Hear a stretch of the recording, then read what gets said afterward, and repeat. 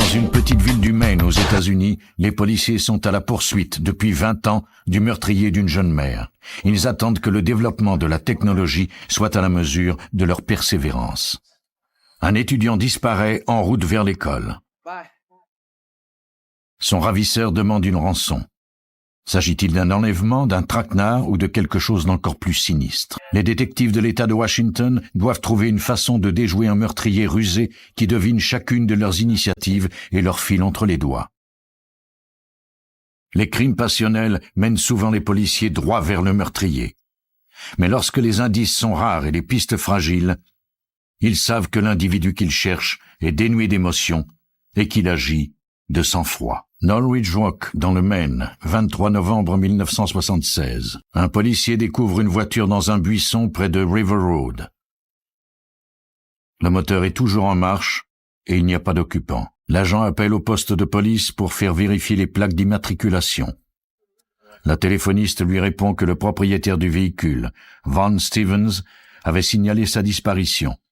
Selon Stevens, sa petite amie lui avait emprunté son auto au début de la soirée pour aller faire des courses, mais elle n'était jamais rentrée. À l'intérieur du véhicule, sur le siège du passager, l'agent aperçoit des traces de sang. On demande à Von Stevens de se rendre immédiatement sur les lieux.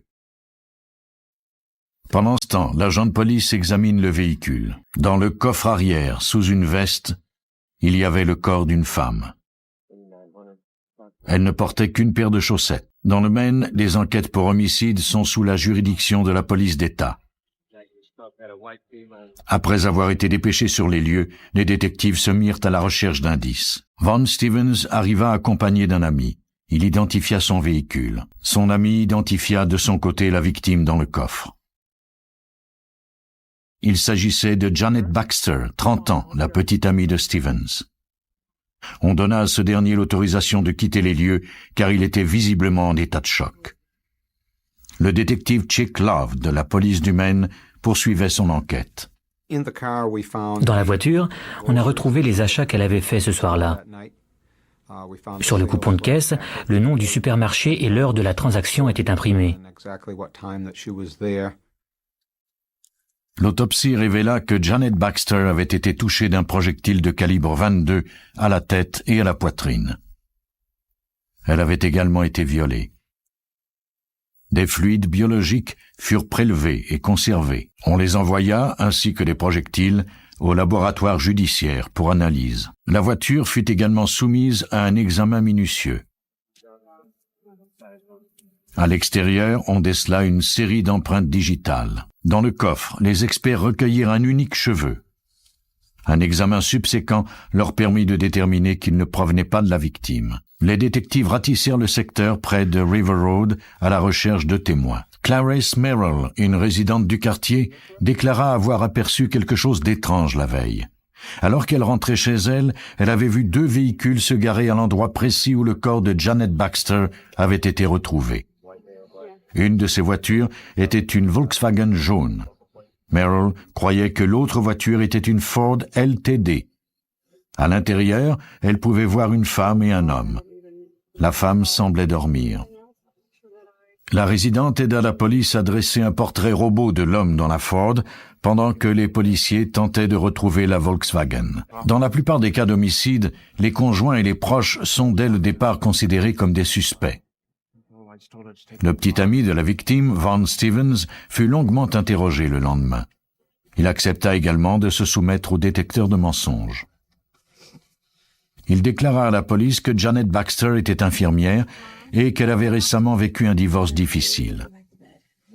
Elle avait la garde de sa fille, Julie. Vers 21h30, elle avait décidé d'aller faire des emplettes. La voiture de Stevens était la dernière dans l'allée. Il lui avait donc donné ses clés. Janet lui avait dit qu'elle serait de retour dans quelques minutes. Les heures étaient passées sans nouvelles d'elle et il avait décidé d'alerter la police.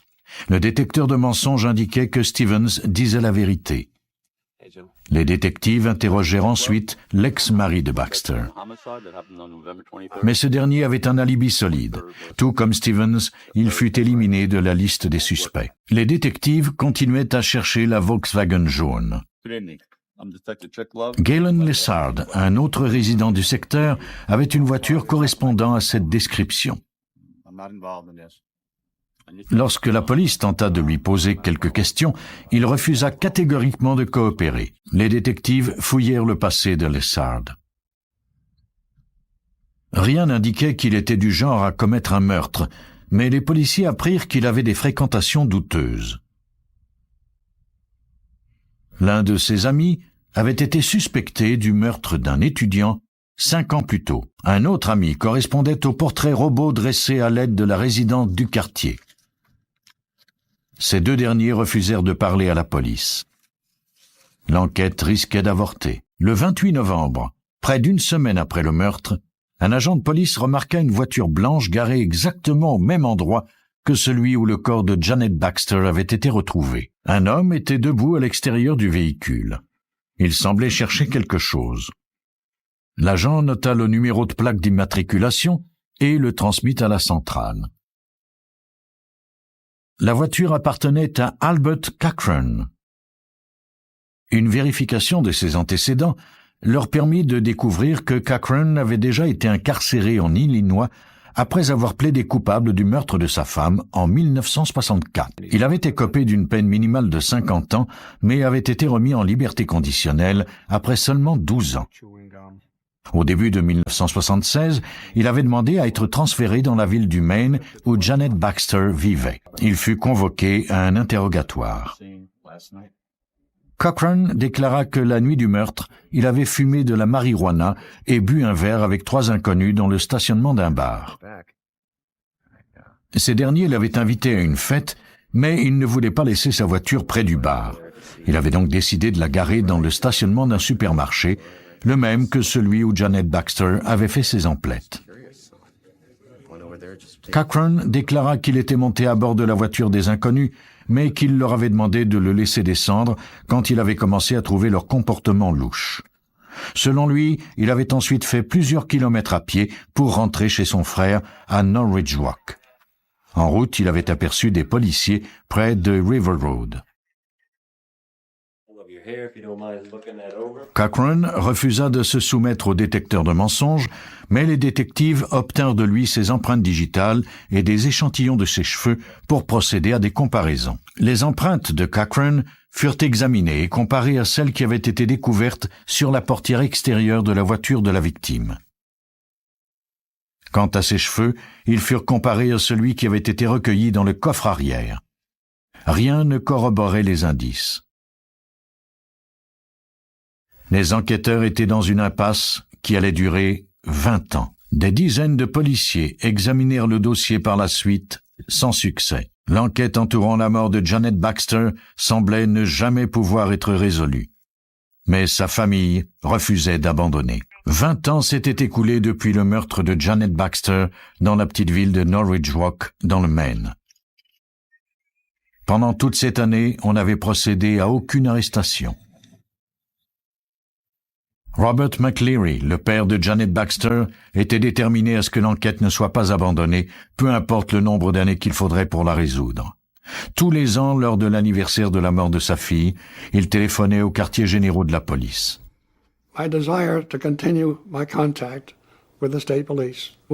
Mon désir de rester en contact avec la police d'État était grandement motivé par mon égal désir que le meurtrier de Janet paie pour ses actes et qu'il ne puisse pas s'en tirer.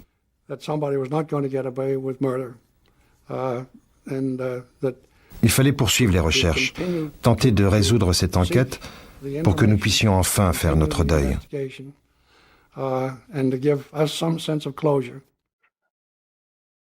En 1996, l'affaire fut confiée au détective Mike Mitchell de la police du Maine.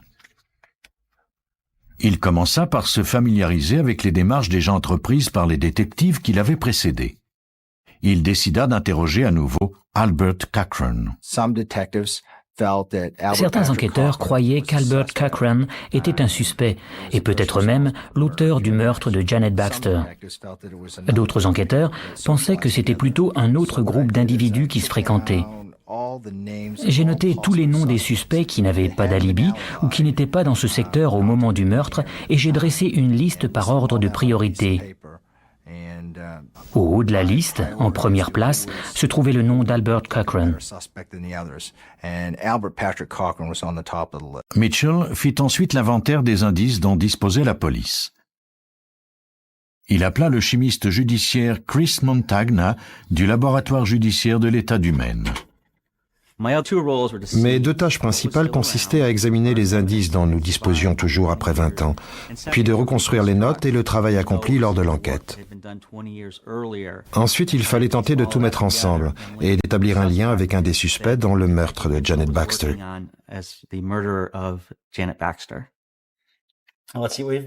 En fouillant dans les boîtes d'indices, les détectives retrouvèrent les lamelles de fluide biologique. Elles semblaient effacées, mais il était possible qu'il reste encore des traces de fluide. Si cet indice n'avait pas été altéré par le temps, il serait peut-être possible d'en extraire l'ADN, ce qui ne pouvait pas encore se faire au moment du meurtre. Sous le microscope, l'examen des lamelles surprit tous les experts. Il restait encore des traces du fluide prélevé à même la victime.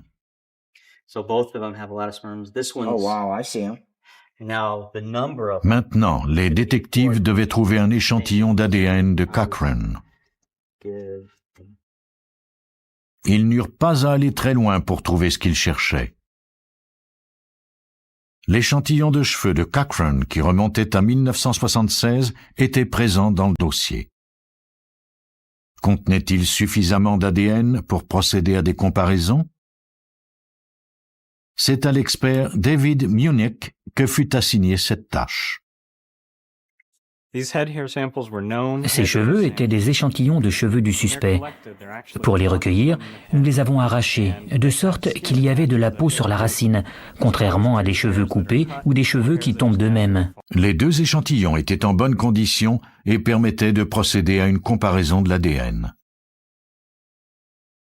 Les résultats étaient stupéfiants. Il démontrait qu'il n'y avait qu'une chance sur 37 milliards que le meurtrier de Janet Baxter soit quelqu'un d'autre qu'Albert Cochran. Dans la matinée du 17 mars 1998, le détective Mitchell, accompagné de la police de Floride, procéda à l'arrestation de Cochran chez lui. Il fut renvoyé au Maine pour y subir son procès. Grâce aux indices recueillis près de 21 ans plus tôt, les détectives établirent que Cochran avait aperçu Janet Baxter seule dans le stationnement du supermarché. Il était animé de pulsions criminelles. Il ne résista pas à l'occasion qu'il avait d'enlever sa victime, de la violer et de la tuer. Le 20 mai 1999, le jury ne mit que 2h30 à trouver Albert Cochran coupable de meurtre au premier degré. Il fut condamné à la prison à vie, mais cette fois-ci, il n'était pas éligible à une liberté sous caution. Le meurtre n'est pas le seul crime que l'on peut commettre de sang-froid. Dans le sud du Dakota, ce fut une prise d'otage, un fils unique. Aberdeen, dans le sud du Dakota, le 8 mai 1985. Michael Kinney, 20 ans, quitta la maison où il vivait avec sa mère Sandra McNeil pour l'université où il étudiait. Michael n'était pas encore revenu le lendemain matin. Sa mère était très inquiète. Elle se mit à sa recherche. Près de la maison, elle trouva sa voiture garée au bord de la rue. Michael était introuvable. Sandra McNeil alerta immédiatement la police. Le shérif Mark Milbrent de Brown County fut assigné à cette enquête. Nous étions inquiets. La voiture de Michael Kinney avait été trouvée près de chez lui, et elle semblait se trouver là depuis au moins 24 heures, peut-être même 35 ou 36 heures.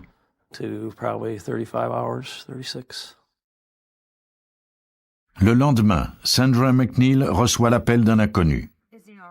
Ce dernier l'enjoint de se rendre à un bar d'Aberdeen plus tard le même soir. Sous le téléphone public, elle trouverait une enveloppe dans laquelle elle découvrirait ce qui était arrivé à son fils. L'homme lui ordonnait de ne pas aviser la police. La mère de Kinney se rendit au bar et trouva l'enveloppe. À l'intérieur se trouvait un message. Le ravisseur l'informait qu'elle reverrait son fils en vie à la condition qu'elle fournisse une rançon de $200 000. Malgré l'avertissement du ravisseur, Sandra McNeil remit la lettre au détective qui la firent aussitôt examiner par les experts du laboratoire. 3 jours après la disparition de son fils, Sandra reçut un second appel. Cette fois-ci, les enquêteurs écoutaient la conversation. Le ravisseur demandait à McNeil de déposer l'argent de la rançon dans un parc d'Aberdeen à 21h. Ils retracèrent l'appel. Il provenait d'un téléphone public. Malheureusement, le ravisseur disparut avant l'arrivée des agents. Il n'y avait aucune empreinte digitale. Les enquêteurs analysèrent l'enregistrement de la conversation. Le ravisseur avait déclaré qu'il n'avait fait aucun mal à Michael, mais il avait refusé qu'il parle à sa mère avant le paiement de la rançon. Il avait ensuite décrit les vêtements de Michael pour prouver qu'il était vraiment avec lui. Les enquêteurs n'avaient d'autre alternative que de se plier à ses ordres. L'argent de la rançon fut mis dans un attaché-case. À l'intérieur, les agents dissimulèrent un appareil qui leur permettait de le retracer. Une policière en civil alla porter la rançon à l'heure et à l'endroit prévu. Quelques instants plus tard, un individu saisit l'attaché-case et prit la fuite en courant. Les policiers le prirent en filature. Le ravisseur se rendit à une résidence. Il gara l'Oldsmobile bleu qu'il conduisait. Il monta ensuite à bord d'une Camaro orange avec l'attaché-case. Une femme non identifiée monta à bord du véhicule. Grâce à l'appareil électronique, les agents le suivirent jusqu'au Minnesota. Le ravisseur entrait dans l'État lorsqu'il dut s'arrêter en raison d'un barrage routier. On ordonna aux 2 individus de sortir du véhicule et on les arrêta. Le conducteur était Todd Miller, 19 ans. La passagère était sa sœur de 17 ans. Les enquêteurs interrogèrent les 2 suspects séparément. Au cours d'un long interrogatoire, ils constatèrent que la jeune sœur n'avait pas la moindre idée de l'endroit où se trouvait Michael Kinney. Elle fut remise en liberté. Todd Miller déclara à la police qu'un revendeur de drogue du nom de Bob Jacobs lui avait demandé de prendre un colis et de le lui rapporter au Minnesota. En échange, Jacobs avait promis de l'aider financièrement. Lorsqu'on lui demanda s'il connaissait Kinney, Miller déclara que c'était un de ses amis, mais qu'il ignorait si Jacobs était relié à sa disparition. Grâce à Miller, les enquêteurs pourraient peut-être mettre sur pied une opération pour coincer le revendeur de drogue. Ils redonnèrent à Miller l'argent de la rançon et le conduisirent jusqu'au point de rendez-vous convenu avec Jacobs. Jacobs ne se rendit jamais sur les lieux. Les détectives ramenèrent Miller au poste de police. Le lendemain, Miller admit que l'histoire de Jacobs était fabriquée de toutes pièces. L'enlèvement n'en était pas un. Miller déclara que c'était l'idée de Michael Kinney et qu'il l'avait seulement aidé à mettre son plan à exécution. Miller était un ami de Kinney depuis l'école secondaire. Ce dernier trempait dans le monde de la drogue et il avait décidé de s'installer au Canada. Miller avait participé à l'arnaque pour aider son ami à déménager. Il fut soumis au détecteur de mensonges. Les résultats n'étaient pas concluants, mais il semblait y avoir un fond de vérité dans les déclarations du jeune homme. Cela signifiait que Michael Kinney était peut-être en vie et qu'il avait pris la fuite. On émit immédiatement un mandat d'arrêt contre lui. Les policiers du Dakota étaient à la recherche de Michael Kinney, 20 ans. Ce qui semblait d'abord être un cas d'enlèvement s'était révélé être une arnaque. L'ami de Kinney, Todd Miller, soutenait avoir participé à contre-cœur à toute cette opération.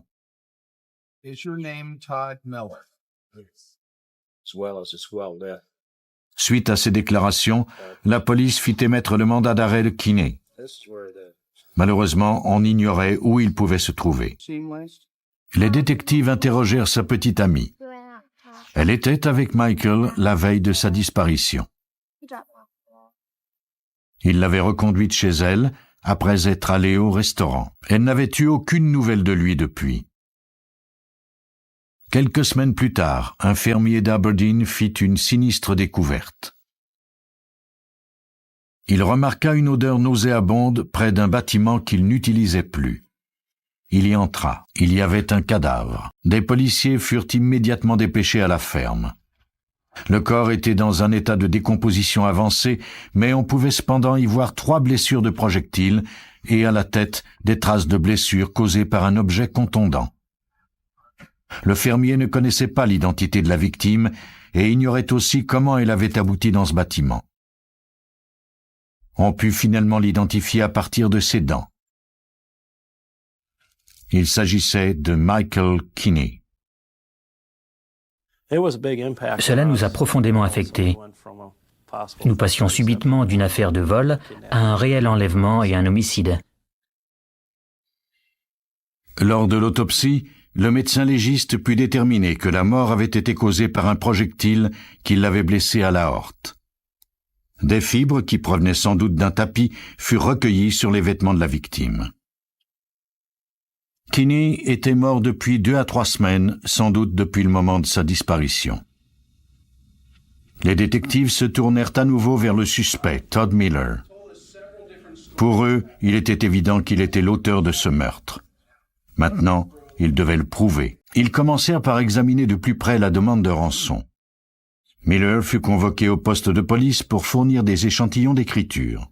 En attendant les résultats des analyses, la police obtint un mandat pour fouiller sa voiture. Les détectives découvrirent alors que l'osmobile bleu utilisé par Miller pour recueillir l'argent de la rançon avait été nettoyé depuis peu. Les experts y trouvèrent cependant 2 cheveux qui avaient échappé au nettoyage. Ils recueillirent également des échantillons de fibres dans le coffre arrière. Ils vaporisèrent ensuite du luminol à l'intérieur du coffre et constatèrent qu'il y avait bien des traces de sang. Malheureusement, les traces s'étaient trop détériorées pour être analysées. Les indices furent remis à l'expert Rex Reese du laboratoire judiciaire de l'État. Ce dernier compara les fibres trouvées sur les vêtements de Kinney à celles qui avaient été recueillies dans le coffre de la voiture du suspect. Il y avait une série de fibres dans le coffre de la voiture. Il y en avait sur la partie métallique au fond du coffre.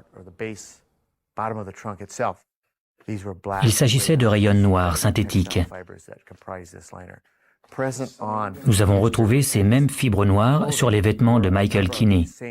Les résultats étaient incriminants, mais les preuves indirectes.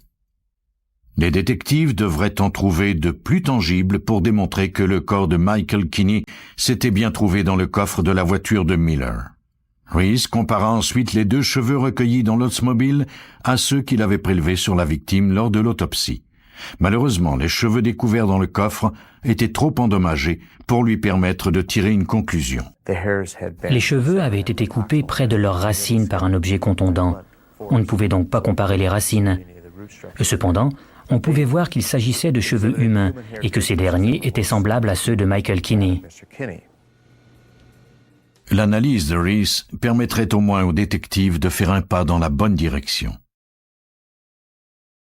Mais il fallait trouver davantage de preuves. Des experts en graphologie examinèrent des échantillons d'écriture du suspect. Il y avait concordance entre l'échantillon d'écriture de Miller et la demande de rançon. Malgré ses protestations, Miller fut arrêté et accusé de meurtre au 1er degré. Les détectives découvrirent alors que Miller avait tenté de sauver son père de la banqueroute. Il s'était tourné vers son soi-disant ami. Le 8 mai 1985, dans la soirée, Michael Kinney avait déposé sa petite amie chez elle et il était rentré chez lui. Les policiers croient que son ami lui a alors demandé de passer le voir. Kinney ne savait évidemment pas ce qui devait lui arriver. Il était une cible facile pour le jeune Miller qui avait tout planifié froidement. Après lui avoir asséné un coup à la tête, il le mit dans son coffre arrière et quitta rapidement les lieux. Miller se rendit à une ferme isolée où il tua Kinney qui était toujours inconscient. Il cacha ensuite le corps dans un bâtiment abandonné, puis rentra chez lui pour mettre son plan d'extorsion en marche. Lors de son procès, Todd Miller fut jugé coupable de meurtre au 1er degré, d'enlèvement, de possession d'argent obtenu à titre de rançon et de contrefaçon. Il fut condamné à 2 peines d'emprisonnement à perpétuité, plus 20 ans. Dans une petite ville près de Preston, dans l'État de Washington, un autre cas de disparition allait se révéler être un homicide. Le 4 septembre 1996, Rex et Shirley Wren signalèrent la disparition de leur fils James, 35 ans. L'ami avec lequel il vivait, Emmett Marcel, avait la réputation d'être un homme violent. Selon les parents, 2 mois plus tôt, alors qu'ils effectuaient des travaux de rénovation dans leur maison, Marcel était devenu fou de colère contre lui. Wren avait quitté les lieux, le temps que son ami Marcel reprenne ses esprits. Lorsqu'il était rentré plus tard, Marcel lui avait tiré une balle dans la jambe. Leur fils avait refusé de porter plainte. Cette information permettait à la police d'ouvrir immédiatement une enquête pour le retrouver. En fouillant dans le passé, les enquêteurs découvrirent que la police s'était déjà rendue à maintes reprises à la résidence de Wren et de Marcel pour tenter de régler leur dispute. Le 10 août, 1 mois après avoir été blessé, Wren avait appelé le service d'urgence, cette fois-ci pour porter plainte. On ne l'avait plus revu ensuite. Le détective Denny Gola du service des crimes majeurs de King County fut chargé de cette enquête. La dernière fois qu'on l'avait vu, il était en compagnie d'un agent de police du comté. Il y avait eu des problèmes chez lui et le sergent Bachmeyer, le superviseur de patrouille à ce moment-là, l'avait appelé à la maison et l'avait conduit au poste de Fall City. Gola commença par examiner le rapport du 10 août.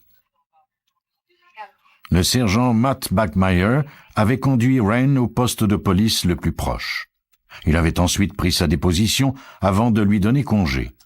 Le détective Gola laissa un message au policier Bachmeyer afin que ce dernier le rappelle. En attendant, il poursuivit son enquête en interrogeant les voisins de Wren. L'un d'eux, Richard Pettigrove, déclara que la dernière fois qu'il avait vu Wren, c'était le 10 août. Il l'avait vu à bord d'une voiture de patrouille suite à une dispute que Wren avait eue avec son ami Emmett Marcel. Richard décrivit ce dernier comme étant dangereux et agressif. Tous les voisins, sans exception, étaient convaincus que Marcel avait quelque chose à voir dans la disparition de Wren. Le détective Gola introduisit le nom du suspect dans la base de données de la police. Il découvrit que ce dernier avait été emprisonné récemment à Tacoma suite à une infraction au code de la route. Il était temps d'interroger le suspect numéro 1 au sujet de la disparition de James Wren. Les agents de King County dans l'État de Washington étaient à la recherche de James Wren, 35 ans. Ses parents avaient signalé sa disparition. L'ami de Wren, Emmett Marcel, était le suspect numéro 1. Les policiers se rendirent à la prison de Tacoma pour l'interroger. Marcel accepta de se soumettre au détecteur de mensonges. Il ne semblait pas affecté par la nouvelle de la disparition de Wren et déclara n'avoir aucune idée de l'endroit où ce dernier pouvait se trouver. Le soir du 10 août, c'est-à-dire la dernière fois que Wren avait été vu, Emmett était en compagnie d'un ami à Tukwila, dans l'État de Washington. À en juger par le détecteur de mensonges, il disait la vérité, mais les détectives n'en étaient pas convaincus. Ils obtinrent un mandat de perquisition de la voiture de Marcel. Ils y découvrirent un flacon de médicaments sur ordonnance au nom de Wren. Il y avait également un marteau taché d'une substance d'un brun rougeâtre. Au laboratoire, des échantillons de cette substance furent analysés, mais les experts furent incapables d'obtenir des résultats concluants. La substance était trop altérée. L'affaire entourant le suspect Marcel semblait ne mener nulle part. Son nom fut rayé de la liste des suspects. Il fallait espérer que l'agent Bachmeyer, qui avait pris la déposition de Wren le 10 août, pourrait apporter de nouvelles informations sur cette affaire. Quelques semaines plus tard, l'agent Bachmeyer répondit enfin aux détectives et se rendit au poste pour répondre à leurs questions. Il s'excusa pour le long délai. Son travail était très exigeant et sa maison venait d'être cambriolée et incendiée. Il déclara que lorsqu'il s'était rendu chez Wren le 10 août, il l'avait immédiatement reconnu. Bachmeyer était convaincu que c'était ce même homme, Wren, qu'il avait aperçu s'enfuyant de chez lui au moment où sa propre maison avait été incendiée. Lors de la déposition de Wren, Bachmeyer l'avait questionné au sujet de l'incendie. Wren avait admis en être l'auteur, mais après avoir signé des aveux, il était sorti en trompe du poste de police. Pour le détective Gola, la version des événements de Bachmeier était pour le moins étrange. Vous savez, les gens ne sortent pas ainsi d'un poste de police, en particulier lorsqu'ils viennent de vous avouer qu'ils ont incendié votre maison. Pour le moment, il était encore trop tôt pour déterminer si Bachmeier était impliqué dans la disparition de Wren.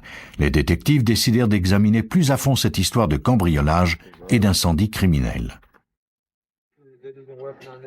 Le détective Gola rencontra l'investigateur en incendie du service de police de Renton. Ce dernier avait participé à l'enquête entourant l'incendie de la résidence de Bachmeier. Au début, il avait cru que le mobile du crime était la vengeance d'un criminel, mais il s'était ravisé. Il était convaincu que Bachmeier en était lui-même le responsable. L'incendiaire avait utilisé des fusées éclairantes dans des contenants de plastique pour allumer le brasier. Ainsi, il avait disposé d'un long délai pour quitter les lieux.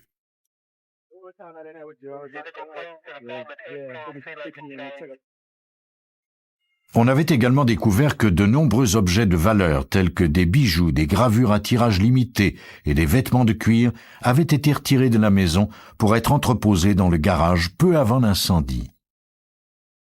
L'enquêteur Sue Peters, du bureau du shérif de King County, travaillait également sur cette affaire. Les détectives de Renton étaient préoccupés par cette affaire. Ils croyaient que Bachmeier était peut-être impliqué parce qu'une de ses voisines l'avait aperçu s'éloigner de chez lui sur sa moto en plein milieu de la nuit. Quelques minutes plus tard, sa maison était la proie des flammes. Ces déclarations contradictoires avaient eu pour effet que la compagnie d'assurance de Bachmeier n'avait pas accepté de le dédommager, à moins qu'il ne se soumette au détecteur de mensonges. L'agent avait catégoriquement refusé. Il dut remettre son insigne et son arme et fut suspendu de ses fonctions. Il était maintenant le suspect numéro 1 dans la disparition de James Wren. Malheureusement, les détectives ne disposaient d'aucun mobile pour le crime ni d'aucun cadavre. Il devrait être plus rusé que l'agent de police. Selon Bachmeier, Wren avait avoué avoir cambriolé et incendié sa résidence. Une copie de sa déposition fut envoyée aux détectives. La signature de Wren se trouvait au bas de toutes les pages. Il était étrange cependant que l'écriture de la déposition ne soit pas la même que la signature. Il n'est pas rare qu'un enquêteur rédige la déposition et la fasse ensuite signer par le suspect. Le document fut envoyé à des experts en graphologie. Ces derniers conclurent que la signature au bas des pages était bien celle de Wren et que le document avait été rédigé de la main de Bachmeier. Mais ils avaient fait une autre constatation étonnante. Toutes les pages de la déposition avaient été rédigées avec la même encre, mais il y avait eu changement de stylo après 2 pages. Les 2 premières pages contenaient la plainte de Wren à propos de Emmett Marcel, et les pages 3, 4 et 5 étaient en fait les aveux de Wren au sujet du cambriolage et de l'incendie. Un portrait des événements prenait forme.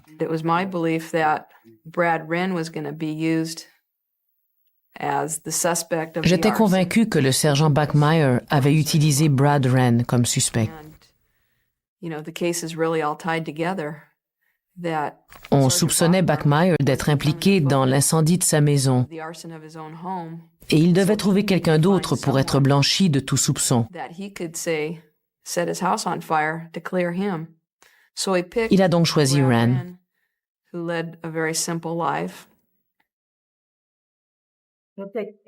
La police obtint un mandat de perquisition pour fouiller la voiture de patrouille utilisée par le sergent Bachmeier le soir du 10 août. On découvrit des petites taches brun-rouge sur le siège arrière et l'appui-bras. Le tissu de la banquette arrière fut retiré. Les experts furent abasourdis en apercevant une tache encore plus grande sur le matériel de rembourrage de la banquette. Une grande quantité de la substance avait traversé le tissu et imbibé la mousse de polyuréthane. Des échantillons de toutes les taches furent prélevés et envoyés au laboratoire pour analyse. Il s'agissait de sang humain. Lorsque Bachmeier apprit cette nouvelle, il répliqua que Wren avait été victime de saignements de nez dans la voiture de patrouille. Les détectives n'en croyaient rien. Des experts procédèrent à des analyses pour déterminer combien il fallait de sang pour produire une tâche aussi importante. En répandant du sang humain sur des banquettes identiques à celles de l'auto du sergent, ils constatèrent qu'il fallait 200 millilitres de sang pour créer une tâche de cette importance, soit beaucoup plus qu'un saignement de nez très abondant. Les experts devaient maintenant prouver que le sang de la voiture de patrouille était bien celui de Wren. Sans le corps de la victime, il était impossible de procéder à des comparaisons. La chimiste Kim Duddy devait trouver une façon de résoudre ce problème. Ses parents biologiques étaient vivants et ils ont tous deux accepté de fournir des échantillons de leur sang. Nous avons donc comparé le sang du père et de la mère du disparu à la tâche suspecte du véhicule de Bachmeier. Le sang provenait bien de l'enfant biologique de Rex et de Shirley Wren. En dépit de l'absence de corps, cette preuve était très importante. Le sergent Matt Bachmeier fut arrêté pour le meurtre de James Brad Wren. S'il restait quelques doutes aux détectives, ceux-ci furent éliminés le 2 février 1997, moins de 3 mois après l'arrestation de Bachmeier. Des ossements et des fragments de vêtements furent découverts dans une impasse isolée du parc de Cougar Mountain. Il y avait là, bien identifiable, un crâne, ainsi qu'un plâtre marqué de rouge, de blanc et de bleu. Dans le porte-clés de Bachmeier, on avait remarqué les clés qui donnaient accès à ce parc. Les détectives croient que le sergent espérait gagner rapidement de l'argent en incendiant sa maison. Mais son plan a échoué lorsque sa compagnie d'assurance a commencé à le soupçonner. Il devait prouver que quelqu'un lui en voulait. Wren était la cible idéale. Le sergent Matt Bachmeier fut jugé coupable de meurtre au premier degré et condamné à la prison à perpétuité sans possibilité de libération conditionnelle. Les meurtriers qui tuent sans remords et dont les mobiles sont obscurs rendent la tâche difficile aux détectives. Mais par une enquête minutieuse, avec une bonne dose de patience, et grâce aux ressources du laboratoire judiciaire, on peut venir à bout de ces criminels qui tuent de sang-froid. Lorsque la police se précipite ce 27 mars 1995 au 20 rue Palestro au cœur du quartier le plus chic de Milan, elle découvre un corps sans vie. L'homme qui gît sur le sol vient d'être abattu de façon méthodique et précise. 3 balles dans le dos et une dans la tempe. Cet homme est si célèbre que les policiers le reconnaissent tout de suite. Il s'agit de Maurizio Gucci, l'héritier de la marque de luxe la plus célèbre d'Italie. À l'époque, c'était la première marque en Italie. Gucci, c'est l'excellence. Haute couture et accessoires ultra sophistiqués, une griffe portée par les plus grandes stars. Jackie Kennedy, Grace Kelly, Madonna ou encore Tom Cruise. Tous se sont montrés en Gucci, fiers d'arborer la célèbre marque. Mais cette entreprise familiale est l'objet d'âpres disputes entre les actionnaires. C'était une famille très rigoureuse, et ils avaient décidé que Maurizio n'était pas à la hauteur pour la développer. Son meurtre à bout portant ressemble à un contrat. Alors qui en voulait au milliardaire milanais ?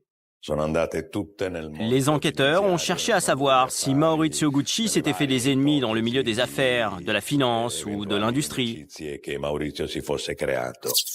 Car Maurizio Gucci avait des ennemis. Mais lequel l'a fait supprimer ? Un concurrent sans scrupules ? Un membre de sa famille ? La mafia ? Qui avait intérêt à assassiner l'héritier de la prestigieuse marque de luxe ? N'avoir qu'une rue à traverser pour se rendre de son domicile à son travail, c'est le dernier luxe que s'est offert Maurizio Gucci, l'héritier de la célèbre marque italienne de haute couture. C'est là, dans ce quartier ultra-résidentiel de Milan, entre le cours Venezia et la rue Palestro, que chaque matin, Maurizio Gucci part à pied gagner son pain, ou plutôt son million quotidien.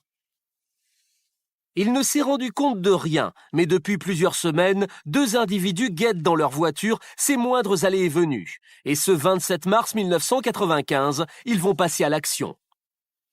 Un vent à décorner les bœufs souffle sur Milan. Et lorsqu'à 8h30 précise, le milliardaire franchit le porche de ses bureaux, il n'entend ni l'homme qui s'engouffre derrière lui, ni le cliquetis du pistolet qui l'arme entre ses mains. Soudain, dans les escaliers qui mènent au grand hall de marbre, l'inconnu tire à 3 reprises, abattant à bout portant le dernier descendant des Gucci. puis il l'achève d'un 4e projectile dans la tempe, avant de s'enfuir et de disparaître en voiture dans les rues de Milan. Un coup de maître. Voici la dernière image de Maurizio Gucci. Cette photo a été prise par la police italienne quelques minutes seulement après son assassinat. Le tueur a juste négligé un petit détail. Giovanna Bonomi, qui vit toujours dans l'immeuble, se souvient de ce matin-là. L'inconnu a aussi tenté de tuer notre gardien, Monsieur Onorato. Il était sorti balayer les feuilles mortes sur le perron et quand il est rentré, il est tombé nez à nez avec l'assassin. Ça en faisait un témoin gênant. L'homme a pointé l'arme sur lui et l'a blessé au bras. Le gardien a donc réchappé à la fusillade qui a coûté la vie à Maurizio Gucci. La balle qui lui était destinée n'a fait que lui effleurer l'épaule avant de finir sa course dans le mur. Le marbre porte aujourd'hui encore la trace de l'impact. Et le témoignage de Giuseppe Onorato va s'avérer capital. L'assassin est un homme d'une 40aine d'années qui portait un blouson en jean et une casquette de baseball. Au 20 rue Palestro, c'est la panique. La police a bouclé l'accès à l'immeuble. Seule Paola Franchi, la compagne du milliardaire, est autorisée à pénétrer dans le hall. La foule, amassée derrière les barrières de sécurité, regarde passer le brancard transportant la dépouille du dernier Gucci. L'Italie est en deuil. Elle vient de perdre l'héritier de la célèbre griffe aux 2 G entrelacés. Maurizio Gucci avait 46 ans. En Italie, comme dans le monde entier, il était extrêmement connu, ne serait-ce que par la marque qu'il représentait. Après le drame, cet immeuble a été filmé pendant des mois et des mois. C'est devenu une adresse tristement célèbre.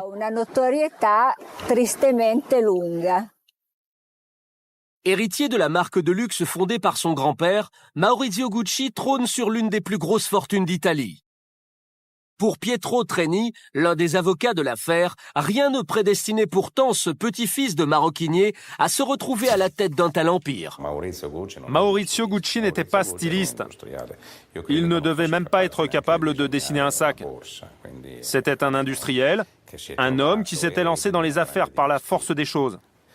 Et il s'est retrouvé roi de cette grande dynastie. À l'époque, c'était la première marque italienne. Une marque qui dépasse vite les frontières du pays et que s'arrachent bientôt les plus grandes stars internationales. Dans les années 50, Jackie Kennedy, Audrey Hepburn ou encore Grace Kelly s'affichent en Gucci. Aujourd'hui, Madonna, Tom Cruise, Jennifer Lopez ou plus près de chez nous, Guillaume Canet portent haut l'emblème des 2G croisés. Sacs, vêtements, mais aussi ceintures, bijoux et même parfums. La griffe se décline sous toutes les formes dans près de 700 boutiques à travers le monde, pour un chiffre d'affaires qui dépasse les 3 milliards d'euros. Palais à Milan, chalet à Saint-Moritz, appartement avec vue imprenable à New York et yacht surdimensionné ancré à Monaco. Maurizio Gucci vit dans une tour d'ivoire, loin, bien loin des préoccupations de tout un chacun. Maurizio Gucci menait une existence de privilégié. C'est quelqu'un qui n'a jamais pris un avion de ligne. Il ne voyageait qu'en jet privé. Il ne se mélangeait pas aux autres. Avec son voilier extraordinaire de plus de 40 mètres, il passait son temps à sillonner les mers et à faire le tour du monde. C'était un homme très, très riche. Maurizio Gucci dispose aussi d'importantes liquidités. Depuis qu'en 1993, un an avant son assassinat, il a revendu les dernières parts de l'empire familial à des investisseurs arabes. Bilan de l'opération, 140 millions d'euros, auxquels pourront un jour prétendre les 2 filles qu'il a eues avec Patrizia Martinelli-Reggiani, son ex-épouse, mais aussi sa compagne, Paola Franchi, si toutefois elle devient la nouvelle Madame Gucci. Qui alors pouvait bien en vouloir à cet homme retiré des affaires et qui n'avait plus de Gucci que le nom? Quelle signature se cache derrière ces coups de feu sanglants en plein cœur de Milan? Comment les enquêteurs vont-ils remonter la piste du tueur à la casquette de baseball? Grâce au témoignage de Giuseppe Onorato, le gardien de l'immeuble où vient d'être assassiné Maurizio Gucci, les policiers acquièrent la certitude qu'ils ont affaire à au moins 2 individus. L'homme qui a tiré et le conducteur du véhicule dans lequel il s'est enfui. Les enquêteurs disposent aussi d'un autre indice. 4 douilles retrouvées par terre dans le hall du bâtiment. Elles proviennent de balles de 7,65 fabriquées à Las Vegas, est quasi introuvable en Europe, sauf peut-être en Suisse, où Maurizio Gucci vient d'investir dans un projet de casino à Cran-sur-Cière. S'agirait-il d'une affaire de blanchiment d'argent? La piste mafieuse est aussitôt évoquée, mais ça ne tient pas. On a tout de suite compris, vu la façon dont le crime s'est déroulé, qu'on n'avait pas affaire à la mafia.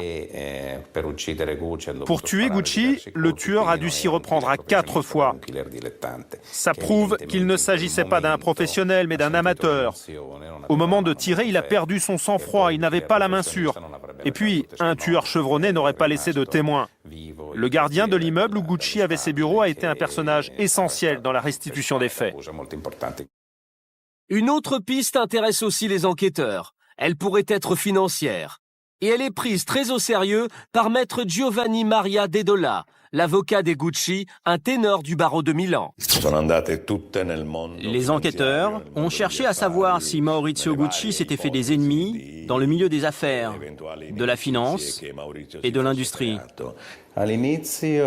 Au début, on a pensé à une histoire de contrefaçon, à des concurrents de la marque qui œuvraient au Japon.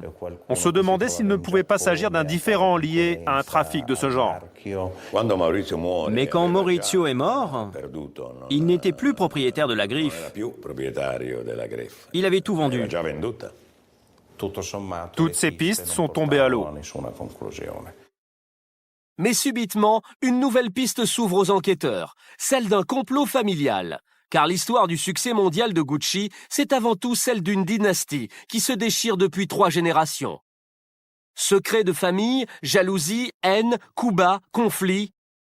Un atavisme qui remonterait à Guccio Gucci, ce grand-père de génie qui a fondé en 1921 la maison de maroquinerie. Intransigeant, pingre et tyrannique, le patriarche n'aimait rien d'autre qu'encourager, dit-on, la compétition entre ses propres fils, histoire d'en faire de vrais hommes. La marque vient d'ouvrir sa première boutique à New York lorsque Guccio Gucci s'éteint en 1953. Les pouvoirs sont répartis entre 2 de ses fils. D'un côté, Aldo et ses 3 enfants héritent de 50% des parts de l'entreprise. De l'autre, Rodolfo et son fils unique Maurizio contrôlent à eux 2 l'autre moitié. Ce déséquilibre réveille les vieilles rancœurs. Entre les 2 clans, la guerre est déclarée. Elle va même s'étendre au sein des fratries. Aldo se brouille avec l'un de ses 3 fils, qui le dénonce au fisc et l'envoie en prison à 82 ans. Lequel fils tente de faire alliance avec son cousin Maurizio, un garçon fragile, mystique et solitaire. Il a perdu sa mère lorsqu'il avait 5 ans et il ne s'entend pas avec son père. Maurizio Gucci était un enfant roi. Il avait des rapports difficiles avec son père, qu'il a longtemps tenu à l'écart de la société. Maurizio n'était pas accepté dans le business familial.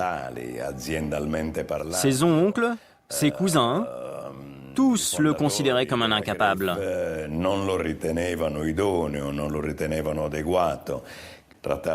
C'était une famille très rigoureuse, avec des idées très arrêtées. Et ils avaient décidé que Maurizio n'était pas à la hauteur pour représenter l'entreprise familiale, et encore moins pour la développer. Mais en 1972, la roue tourne pour le vilain petit canard de la famille. Il a 23 ans lorsqu'il s'éprend d'une ravissante italienne aux origines modestes mais à l'ambition démesurée, Patrizia Martinelli-Reggiani. À ses côtés, Maurizio reprend confiance. L'amour lui donne des ailes. Patricia savait sentir l'air du temps. Elle avait cette capacité d'interpréter, d'anticiper et même les goûts du public en matière de mode. C'était valorisant pour Maurizio. Je dirais que ça l'a aidé à se libérer de ses carcans. Avec Patricia, il osait enfin affirmer sa personnalité, lui qui était si étouffé par sa famille.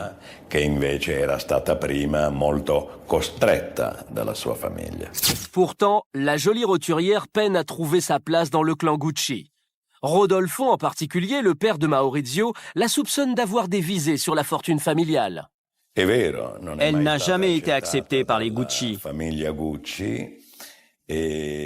Maurizio n'était déjà pas bien vu par toute sa famille, Il l'a été encore moins quand il a épousé Patrizia.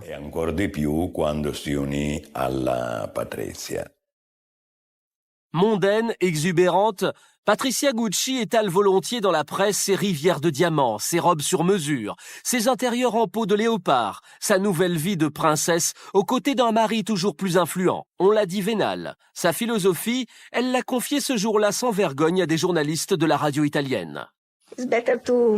Mieux vaut pleurer en Rolls-Royce que de rire à bicyclette.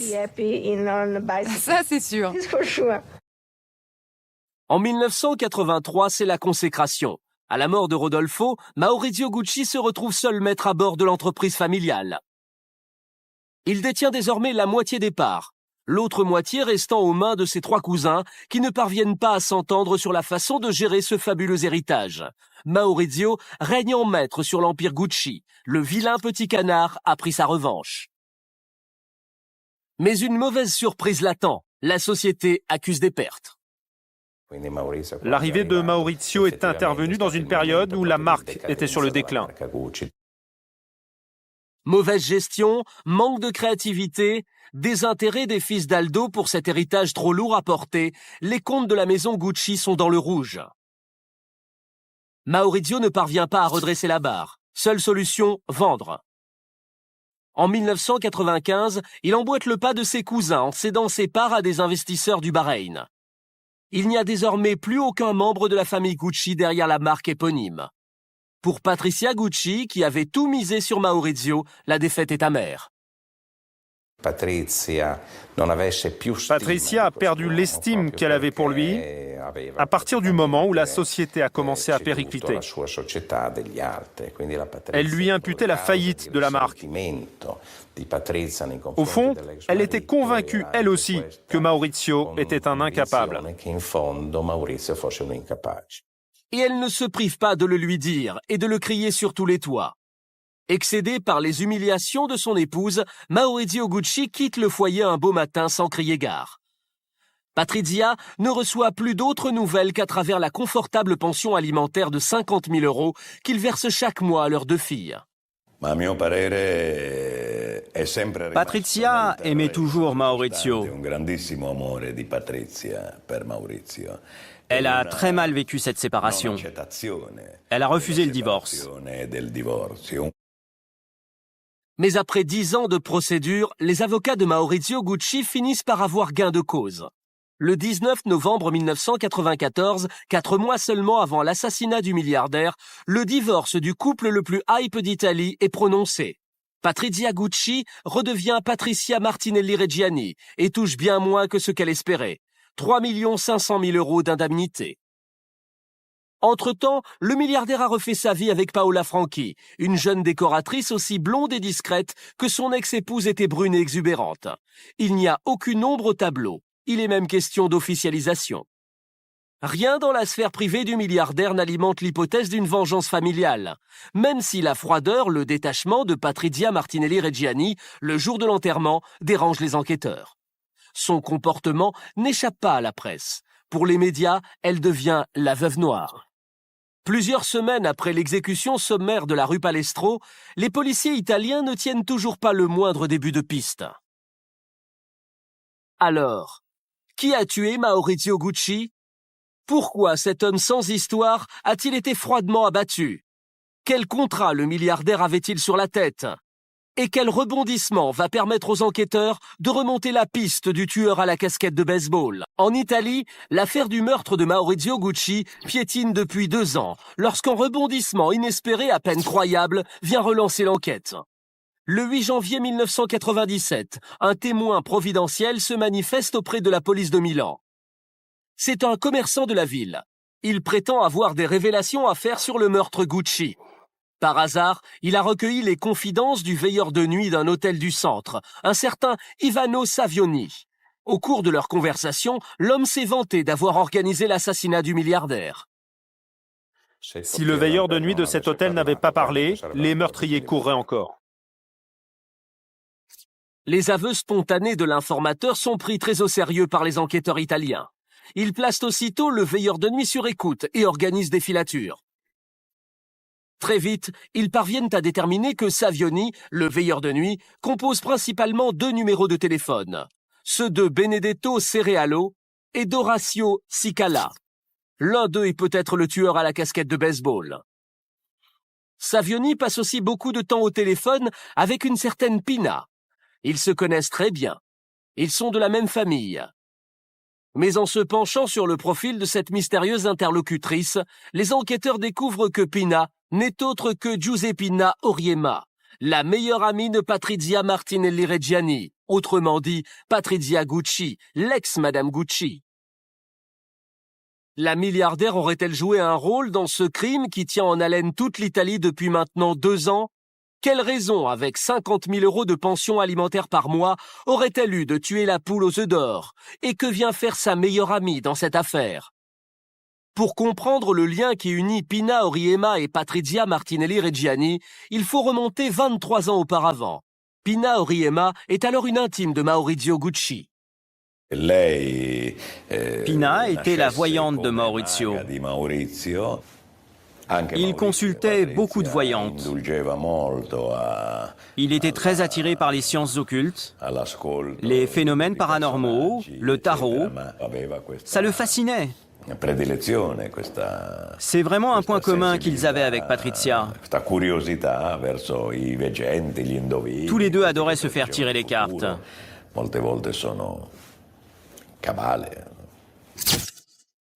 Entre Pina et Patrizia, l'entente est immédiate. Les 2 femmes partagent une même passion pour la mode et l'ésotérisme. Mais elles ont surtout un point commun. Elles viennent du même milieu et elles rêvent d'en sortir. La jet-set les fascine, l'argent est leur moteur.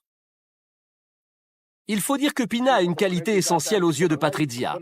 Elle la vénère. Pina donnerait tout pour goûter de cette vie-là encore longtemps, et son dévouement va payer. Patrizia gardait Pina auprès d'elle pour pouvoir l'utiliser selon les circonstances. Elle était à la fois sa dame de compagnie, sa secrétaire particulière et sa confidente. Elle la maintenait dans une position de domination.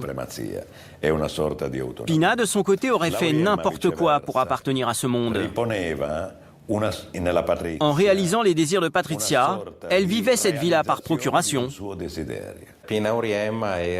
Pina était peut-être la seule véritable amie de Patrizia, qui avait un caractère très dur et d'énormes difficultés relationnelles.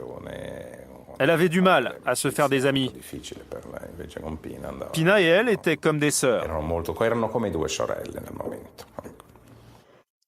En 1984, la séparation du couple les rapproche encore. Avec Pina, elle dénigre Maurizio et s'en donne à cœur joie. Patrizia n'admet pas son éviction de ce monde de rêve. Au fond, elle n'a qu'une hantise, que Maurizio se remarie. Tous les regards, sans compter la moitié de sa fortune, évaluée à l'époque à 120 millions d'euros, iraient alors à sa nouvelle épouse, Paola Franchi. Elle ne va alors plus avoir qu'une idée fixe, le supprimer. Patrizia voulait tellement la mort de son ex-mari qu'elle s'était renseignée auprès de plusieurs avocats. Elle voulait savoir combien d'années de prison elle risquait si elle le faisait liquider.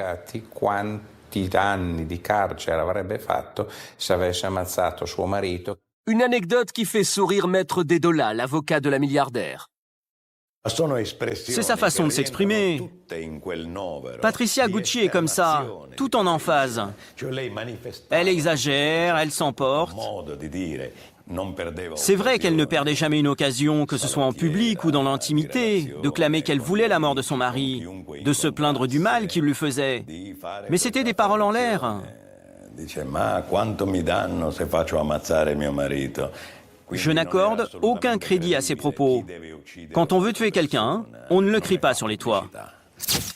Seulement voilà, Patrizia ne se contente pas de formuler des menaces. Elle demande à Pina de lui trouver un tueur à gages, à la clé 80 000 euros. En s'adressant à Savioni, le portier de l'hôtel, Pina sait qu'elle frappe à la bonne porte. Il est couvert de dettes, l'argent est dans l'enveloppe. C'est Patrizia Martinelli-Reggiani en personne qui l'a retiré de son compte bancaire monégasque. Marché conclu. Tout se passe exactement comme Patrizia l'a imaginé, à un détail près. Une fois l'argent en poche, Pina et Savioni ont décidé de ne pas aller plus loin. Mais Patrizia ne compte pas en rester là. Elle a payé, elle veut un résultat. Et pour ça, elle est même prête à verser une rallonge de 10 000 €. Un rendez-vous est organisé dans un restaurant chic de Milan. Patrizia, Pina et Savioni tombent d'accord. C'était vraiment de pauvres gens, prêts à commettre un crime pour 3 fois rien. Ils étaient pauvres, au point d'ignorer jusqu'à la valeur de la vie humaine. C'est aussi à ça qu'on a vu que c'était des amateurs. Des professionnels auraient exigé beaucoup plus pour tuer quelqu'un comme Gucci, avec le patrimoine que possédait sa famille. Ce sont de petits hommes qui ont voulu jouer aux grands criminels. Cette fois, Savioni n'a plus le choix. Il doit s'exécuter. Il parvient à convaincre 2 hommes de main de la pègre sicilienne, Benedetto Cerealo, 39 ans, le tueur, et Orazio Cicala, la cinquantaine bien tassée. Un ancien pizzaiolo, physique à la Louis de Funès. C'est lui qui sera le chauffeur. Le 27 mars 1995 au matin, il planque rue Palestro depuis une bonne demi-heure, lorsque Maurizio Gucci apparaît à l'angle du cours Venezia. Équipé d'une vieille arme, Cerealo sort discrètement du véhicule et emboîte le pas du milliardaire au moment où il franchit le porche de son bureau. Avant de lui tirer dessus, à 4 reprises. C'est la fin de la saga des Gucci. Pourquoi Patrizia Martinelli Reggiani a-t-elle fait assassiner son ex-mari ? Et quels indices vont enfin permettre aux policiers italiens de le prouver lorsqu'ils viennent interpeller l'ex-épouse de Maurizio Gucci 2 ans après, le 31 janvier 1997, une nouvelle surprise attend les policiers milanais. Patrizia Martinelli Reggiani a déménagé. Elle vit désormais au 38 rue Venezia chez son ex-mari. Quelques heures après le crime, Patrizia a déboulé sans crier gare dans l'appartement de Maurizio et elle a délogé Paola Franchi. Elle était jalouse. C'était une façon de dire à sa rivale « J'ai gagné, maintenant tu dégages ».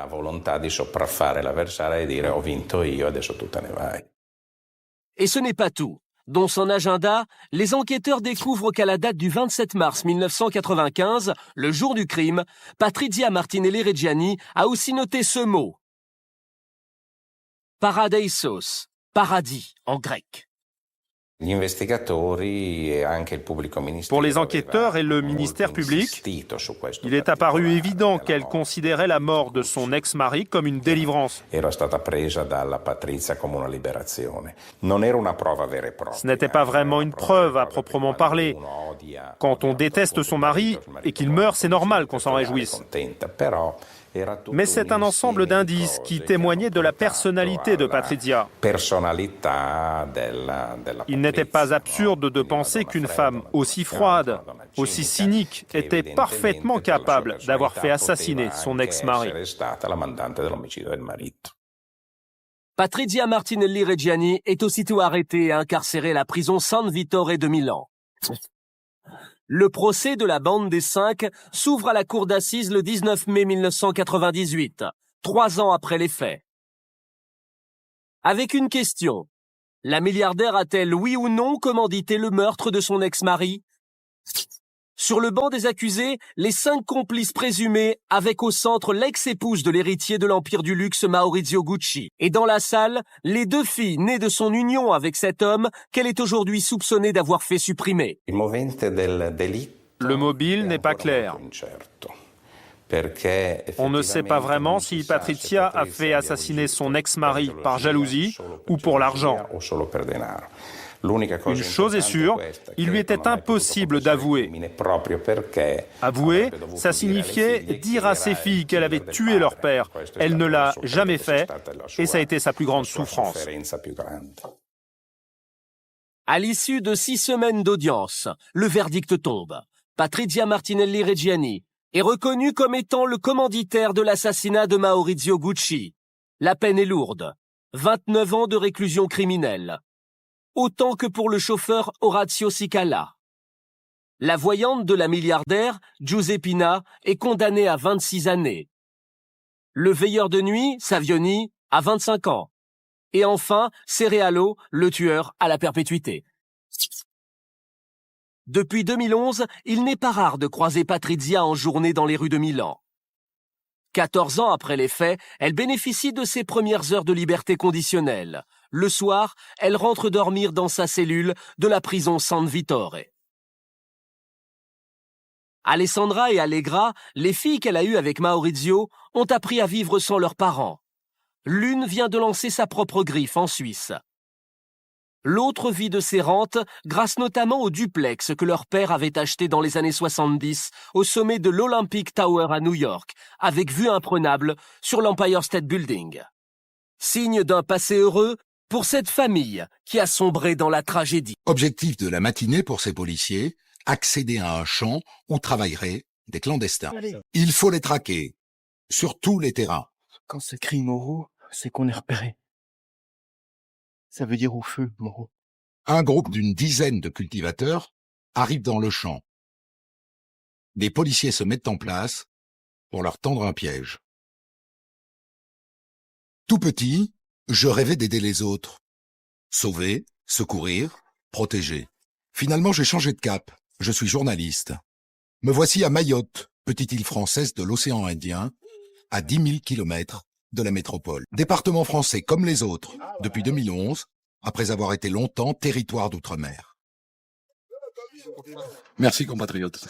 Submergé par une immigration clandestine massive venue des Comores voisines, Mayotte fait face à des défis immenses en matière d'éducation, de santé, d'infrastructure. Alors d'école en maternité, de commissariat en centre de rétention, je vais prendre le pouls de Mayotte. Venez voir Mayotte.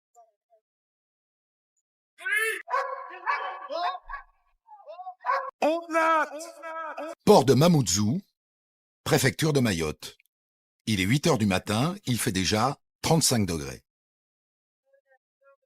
Oh ben, une grève des barges qui nous amène de l'aéroport plus tard. M'y voilà. Et j'ai l'impression qu'il va pas tarder à pleuvoir. C'est chaud, c'est horrible. Je débarque en pleine saison des pluies, et c'est l'été dans l'hémisphère sud. Mayotte se situe dans l'océan Indien, proche de Madagascar et de la Réunion. Elle fait partie de l'archipel des Comores. Ancienne colonie française, les Comores sont indépendantes depuis 1975, sauf Mayotte, qui a voulu rester française, et qui, après un référendum, en 2011, est devenue le 101e département français. 20 fois plus petite que la Corse, Mayotte compte pourtant presque autant d'habitants, plus de 220 000, dont la moitié seulement sont français. Mon voyage commence à la maternité de l'hôpital de Mamoudzou.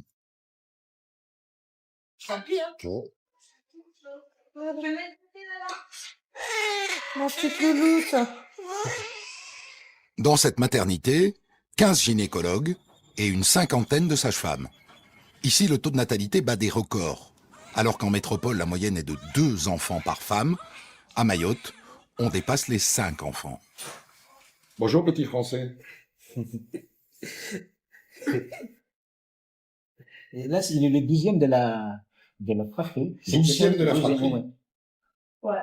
Ouais, c'est le 12e bébé. Non. Celui-là, il n'a pas voulu venir par la voie normale. Ah, les autres ont bien passé. Ouais, ça c'est bien passé.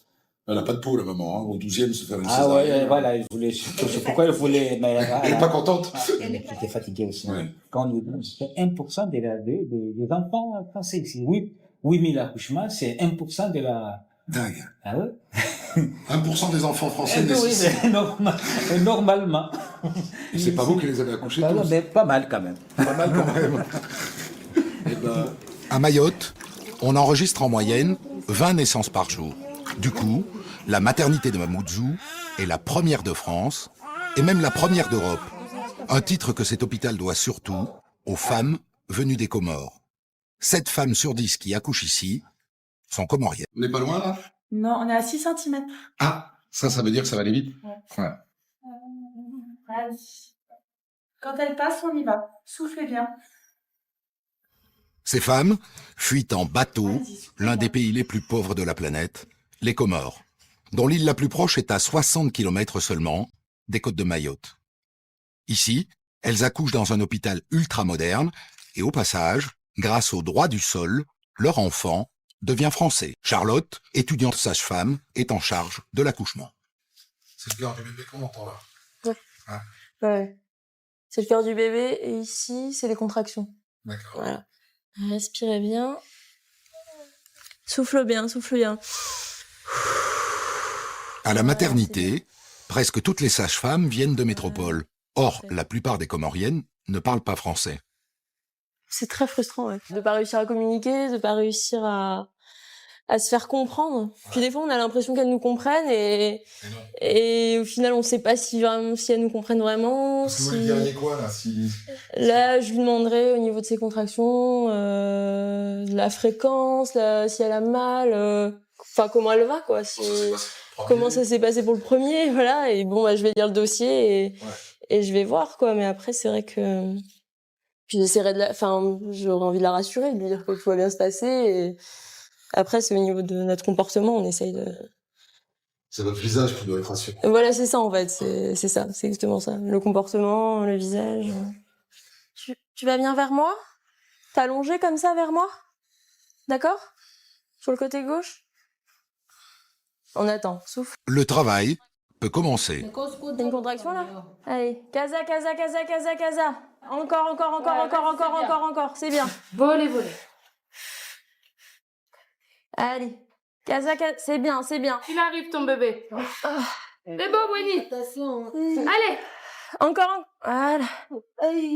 C'est bon. C'est bon. Le bébé. T'as dirigé là sur le moniteur. Maman. Tu l'attrapes, Winnie, ton bébé. Vas-y, tiens-le. Félicitations. Bravo. Super. Bon, je vais l'emmener un petit peu pour le sécher, tout ça. Je le ramène après. Devant le périnée. Ouais. Hop là. Allez. Ce bébé est donc né à Mayotte et à 13 ans, si les parents le souhaitent, il pourra devenir définitivement français. Bienvenue en France. Oh, J'ai divisé là. pauvre petit, tout ça. Carole? Oui. Tu peux venir, s'il te plaît? Ah ben, je peux pas parce que le bébé il va pas très bien. Merde. L'enfant est anormalement silencieux, il respire très mal, il a besoin d'oxygène. Ça y est, c'est parti. Ça y est, c'est parti. Vous avez eu peur un peu, hein? Ah, petit coup de chaud. C'est un petit garçon? Ouais. 3 kg 630. 3 kg 100, d'accord. Il est pas petit, hein? Non. Il y a écrit nationalité comore, donc elle n'a pas de papier français. Mais elle a des titres, ouais, un titre de séjour. Elle a un titre de séjour? On sait pas. On sait pas. On C'est-à-dire soupçonne, mais elle le est système pas médical, il fait pas attention à ça. Ah bah nous on s'en fiche, on soigne tout le monde. Ouais. Nous, que ce soit qu'elle ait des papiers, qu'elle en ait pas, qu'elle soit en demande ou pas, c'est la même chose pour nous. Ouais. C'est des personnes, donc peu importe. Parce que si cette femme n'a pas de papier, elle est susceptible d'être arrêtée à n'importe quel moment. Bien sûr, elle peut très bien rentrer dans 3 jours et être expulsée. C'est courageux quand même, ces femmes. Et puis elles accouchent seules. Ouais. Eh bien, il n'était pas là, le mari, en tout cas. Non. Ben, le mari s'occupait du premier enfant. Et la mère n'était pas là non plus. Mais non. Les Mahoraises, elles viennent avec leur Avec mère. leur maman, leur grand-mère, leur cousine, leur tante. Pour quitter un pays, pour faire naître des enfants dans un autre pays, il faut être courageuse. Ouais. Ou des fois, elles connaissent personne. Hein. Ouais. Dans quelques jours, cette femme et son enfant rejoindront les bidonvilles de Mamoudzou. Ici, on les appelle les Bangas. Ils s'étendent au rythme d'une démographie galopante, sous l'œil inquiet des autorités. Car Mayotte est détenteur d'un autre record national, nettement moins glorieux, celui des reconduites à la frontière. Aujourd'hui sur l'île, 1 personne sur 2 est en situation irrégulière.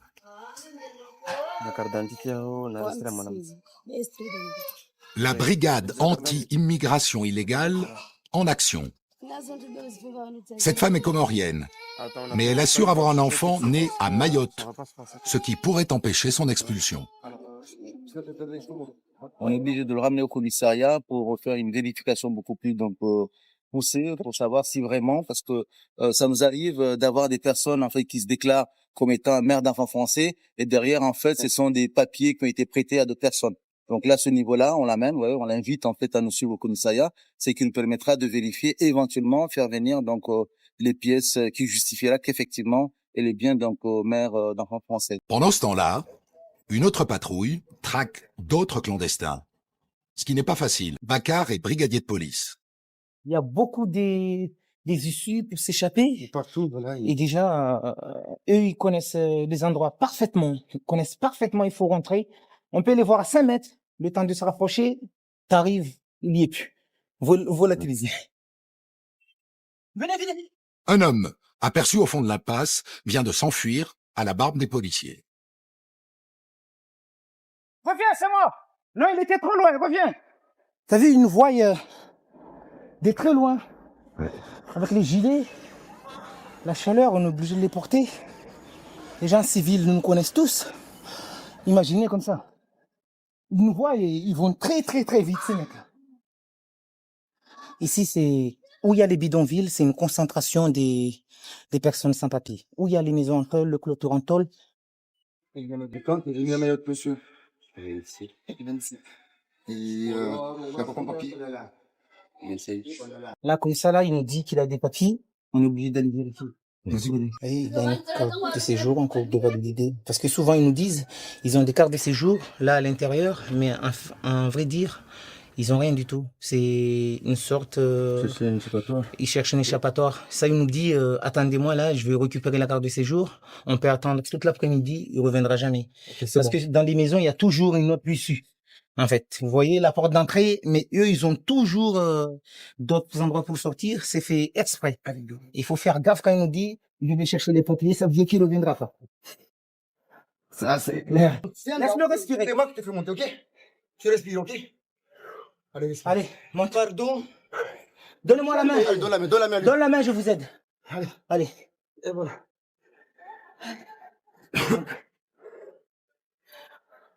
Vous avez vu? Ils nous voient à des kilomètres.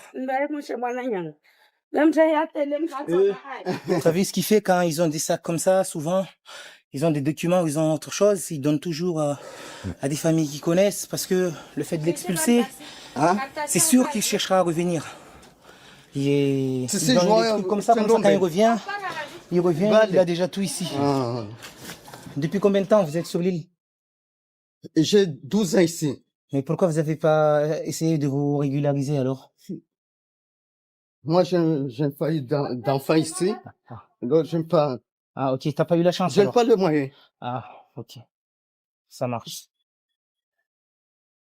Vous voyez, et eux, souvent, c'est quasiment à 50%, c'est des pères des enfants français ou mères des enfants français. Ouais, c'est ça, c'est ça. Tous les pièces d'identité photocopiées comme ça, c'est des feuilles blanches photocopiées, collées dessus. Il faut tous les amener au commissariat parce que souvent, l'enfant peut être, comme là, c'est père d'un enfant français, mais c'est pas forcément que l'enfant il est de lui. Et de lui, ça peut être son cousin, et il scanne tous les documents. Un qui a un document, toute la famille peut s'en servir. Madame, bonjour. Bonjour. La police, madame. Je sais bien. Ok. J'aimerais bien que vous me présentiez vos pièces d'identité, s'il vous plaît. Pardon? Votre pièce d'identité, s'il vous plaît, madame. Ça n'a pas carte d'identité, pas carte de séjour. J'ai mon fils français, c'est tout. L'enfant, il a quoi comme papier? Nationalité, puis carte passeport.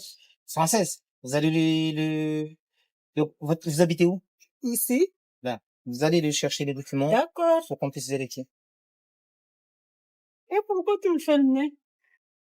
Il est photocopié nationalité, oui, la plupart, c'est des mères des enfants français. Ils présentent avec un extrait de naissance française. Et là, son enfant, en fait, il est de père enjoiné et mère enjoinaise. Oui. À l'âge de 13 ans, il a demandé la nationalité française. Ce qui fait, là, la dame, il est plus expulsable. Voilà. Et on serait venu peut-être 3 ans avant, on aurait pu l'expulser. Ouais. Merci beaucoup. Parmi la vingtaine d'arrestations du jour, 14 personnes seront expulsées vers les Comores. Mais il en sera arrivé au moins autant, sans compter les naissances. Témoin de ce paradoxe, Médecins du Monde, qui s'est installé en plein cœur d'un bidonville. Donc bienvenue, donc c'est le centre de soins de Médecins du Monde, ici, où on accueille les enfants, principalement pour une consultation de soins de santé primaire. On est dans un quartier pauvre. Oui, complètement, et qui est informel si vous voulez, avec des mangas, les difficultés d'accès à l'eau, pas toujours l'électricité pour tout le monde. Voilà. Au-dessus, là, il y a une borne fontaine, donc c'est un système collectif d'accès à l'eau, par exemple. Il n'y a pas un accès à l'eau individuel, on va chercher à l'eau. À la fontaine. Exactement. On porte sur le bidon. Donc vous faites tampon entre la pauvreté et le système public français. On essaye de faire fonctionner le système public, donc comme il devrait fonctionner, c'est-à-dire pour tout le monde sans discrimination. Et du coup, on essaie de témoigner surtout des difficultés, en fait. C'est plus ça. C'est médical et un peu politique. Ouais, il y a du plaidoyer, c'est le travail des Médecins du Monde, c'est de témoigner. Voilà. Soigner, témoigner, c'est vraiment au même niveau. Donc ça, c'est la salle d'attente. Voilà, c'est la salle d'attente. Une salle d'attente qui affiche complet. Et comme chaque matin, on explique aux nouveaux venus le rôle du centre. Ici, le local de Médecins du Monde n'a pas vocation à remplacer les hôpitaux. On est là pour vous expliquer des choses, vous soigner, vous orienter. Vous comprenez ? Ce local est pour nous très utile quand on est sans papier. Ça nous évite de courir parce que des fois, on veut bien se rendre à l'hôpital pour aller soigner nos enfants. Mais on n'est pas à l'abri de se faire embarquer par la police. Au moins, ici, on n'a pas à faire de longs déplacements risqués. Ça, c'est le binôme choc de la consultation. Voilà. L'une ne peut pas faire sans l'autre, en fait. Et vous êtes là depuis combien de temps ? Interdépendantes. Depuis avril. Avril. Pas longtemps. Longtemps. C'est pas mal quand même. C'est relatif sur Mayotte. Oui, puis 5 mois pour un métro à Mayotte, c'est beaucoup. Ah, c'est une bonne durée. Pour nous, c'est une bonne durée. Au programme de Mariam et Brunel, 15 patients qui souffrent de pathologies très variées. L'un d'entre eux attire mon attention. C'est un enfant qui a eu des brûlures de 3e degré. Un accident de cuisine. Voilà, un petit peu. Un réchaud, c'est ça ? Ouais. C'est fréquent, ça. Oui, c'est très fréquent. Il a été il va s'amener en métropole. En métropole. Ouais. Et ensuite, quand cet enfant est revenu ici, une situation difficile, une famille qui est nombreuse, donc le bébé a très rapidement perdu du poids et les rendez-vous en rééducation n'ont pas été honorés. D'accord. Pour des motifs divers et variés, on va dire. Ils l'ont pas amené en rééducation ?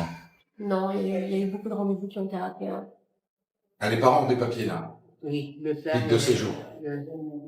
En tant que parent d'enfants malades. D'accord. Là, quand j'écoute, j'entends un bruit anormal au niveau du cœur, d'accord ? Qu'un médecin avait déjà entendu avant. Et pour ça, pour savoir exactement ce que c'est, il faut faire une échographie, vous savez, comme quand on est enceinte, pour regarder le cœur du bébé.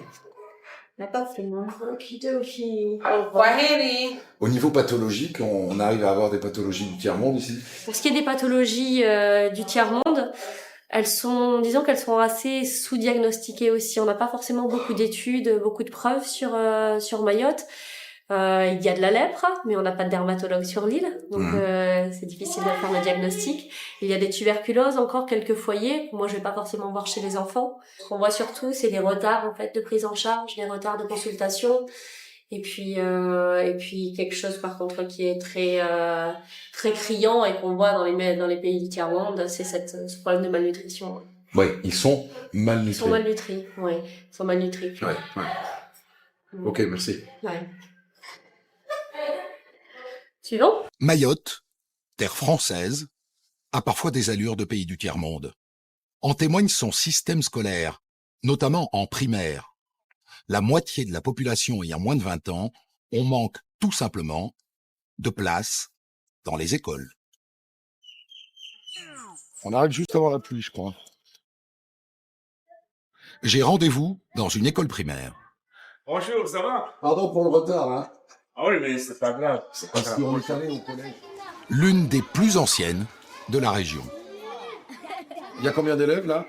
Eh bien, Il y a 471 élèves. Voilà. 471 élèves. Voilà. C'est un peu c'est une grosse structure, hein. C'est une grosse structure qui est un peu très représentative, hein, des écoles de la circonscription. Parce qu'on fonctionne pratiquement avec, des grosses structures comme ça, 20 C'est quoi la classes. musique là? Eh bien, c'est mon portable. Ah, mais coupez-le. Alors voilà, voyez-vous. On n'a pas l'impression qu'il rentre 471. Eh bien, parce que, effectivement, la différence, c'est que c'est une école, c'est une école, en rotation. Donc, rotation à 100%. un groupe travaille le matin, un autre groupe travaille l'après-midi. Ils n'ont pas cours toute la journée. Ça va? Alors, ici, c'est la tradition qui veut que, voilà, lorsque l'inspecteur arrive dans la salle. Non, j'y crois pas. Et aussi également les invités. Ah oui. Voilà. Qu'est-ce que vous voulez? Mais c'est comme ça. Hein. C'est comme ça. Ça sent bon. C'est parfumé. Et puis bon, elle est pas super moderne, votre école. Hein. Eh bien, voilà, c'est une école très ancienne. Voilà, très ancienne. On est loin de la semaine de 4 jours. Alors il faut s'adapter, puisqu'il y a autant d'enfants mahorais et donc français que de petits comoriens. Donc nous allons observer un atelier de langage oral avec des enfants considérés comme des primo-arrivants qui sont pris en charge. Pour dire les choses clairement des comoriens. Eh bien oui, des Comoriens. Des primo-arrivants là. Ce sont des Comoriens, ils sont des gens qui arrivent et que pour certains... La part de Comoriens dans votre école? Je n'ai pas de commentaires à faire là parce que... Et donc vous ne faites pas la différence? Non, mais pour moi, il n'y a pas de différence. Non, il n'y a pas de différence. Tout le monde est concerné. Ouais. Et l'école est obligatoire à partir de 6 ans jusqu'à 16 ans. Bonjour les enfants. Bonjour messieurs. Madame Zara Djaye, qui est l'enseignante de cette classe. Le jour de la semaine sans lundi, mardi, mercredi, jeudi, vendredi, samedi, dimanche. On a des difficultés. Ils n'ont pas tous les mêmes niveaux. Voilà. Il y en a qui ne parlent pas français du tout, d'autres qui écrivent un peu. Oui, c'est pour cela qu'on fait du langage tous les jours, un petit groupe en 15 minutes, pour bien leur permettre de s'exprimer. Sans exception, parce qu'on doit tous les faire parler. Ils ont du mal parce que déjà, c'est pas la langue maternelle. Ouais. Alors, on récapitule. Verbe de l'écriture. Très bien. Je pense que pour un niveau de CP, c'est pas mal. Hein? C'est pas mal. C'est pas mal. Pour un niveau de CP, je dis bravo. Hein. Pour des enfants qui ne parlent pas forcément français en début d'année. Oui, et puis certains sont de primo-arrivants, qui n'ont jamais été à l'école. Oui. Et ces enfants-là s'expriment tous pareil. Oui. Moi, j'ai dit que vraiment c'est bien. Oui, c'est pas mal. Oui. Je suis d'accord avec vous.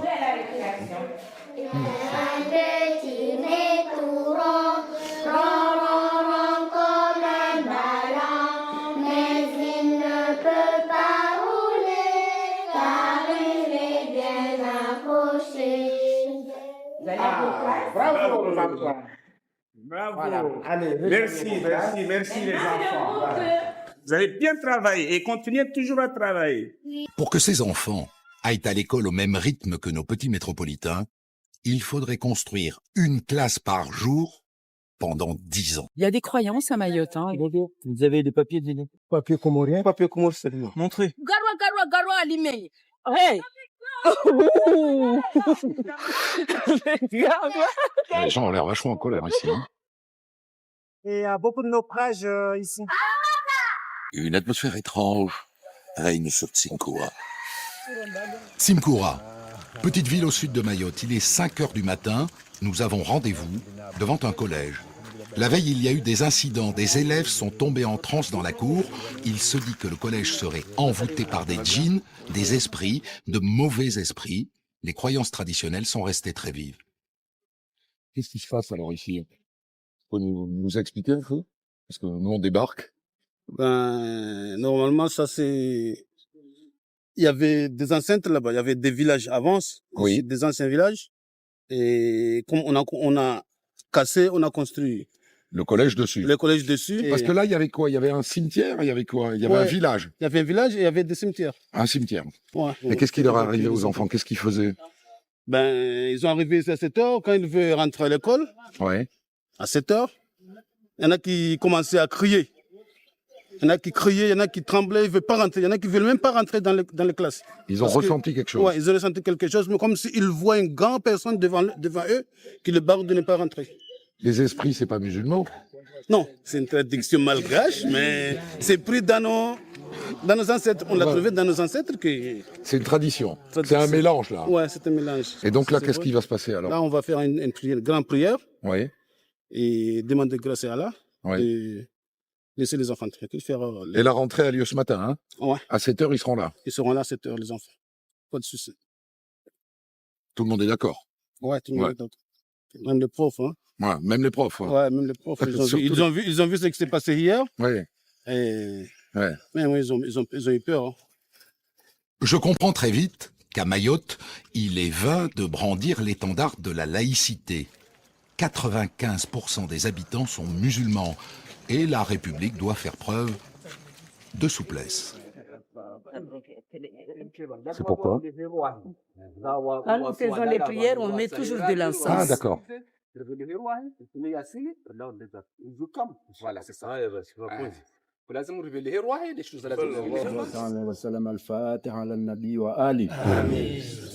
Pour un métropolitain comme moi, la scène est surréaliste.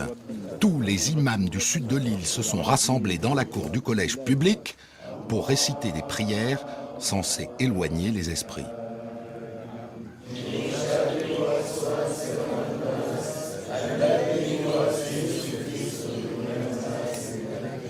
Et certains de mes collègues, journalistes locaux, semblent aussi étonnés que nous.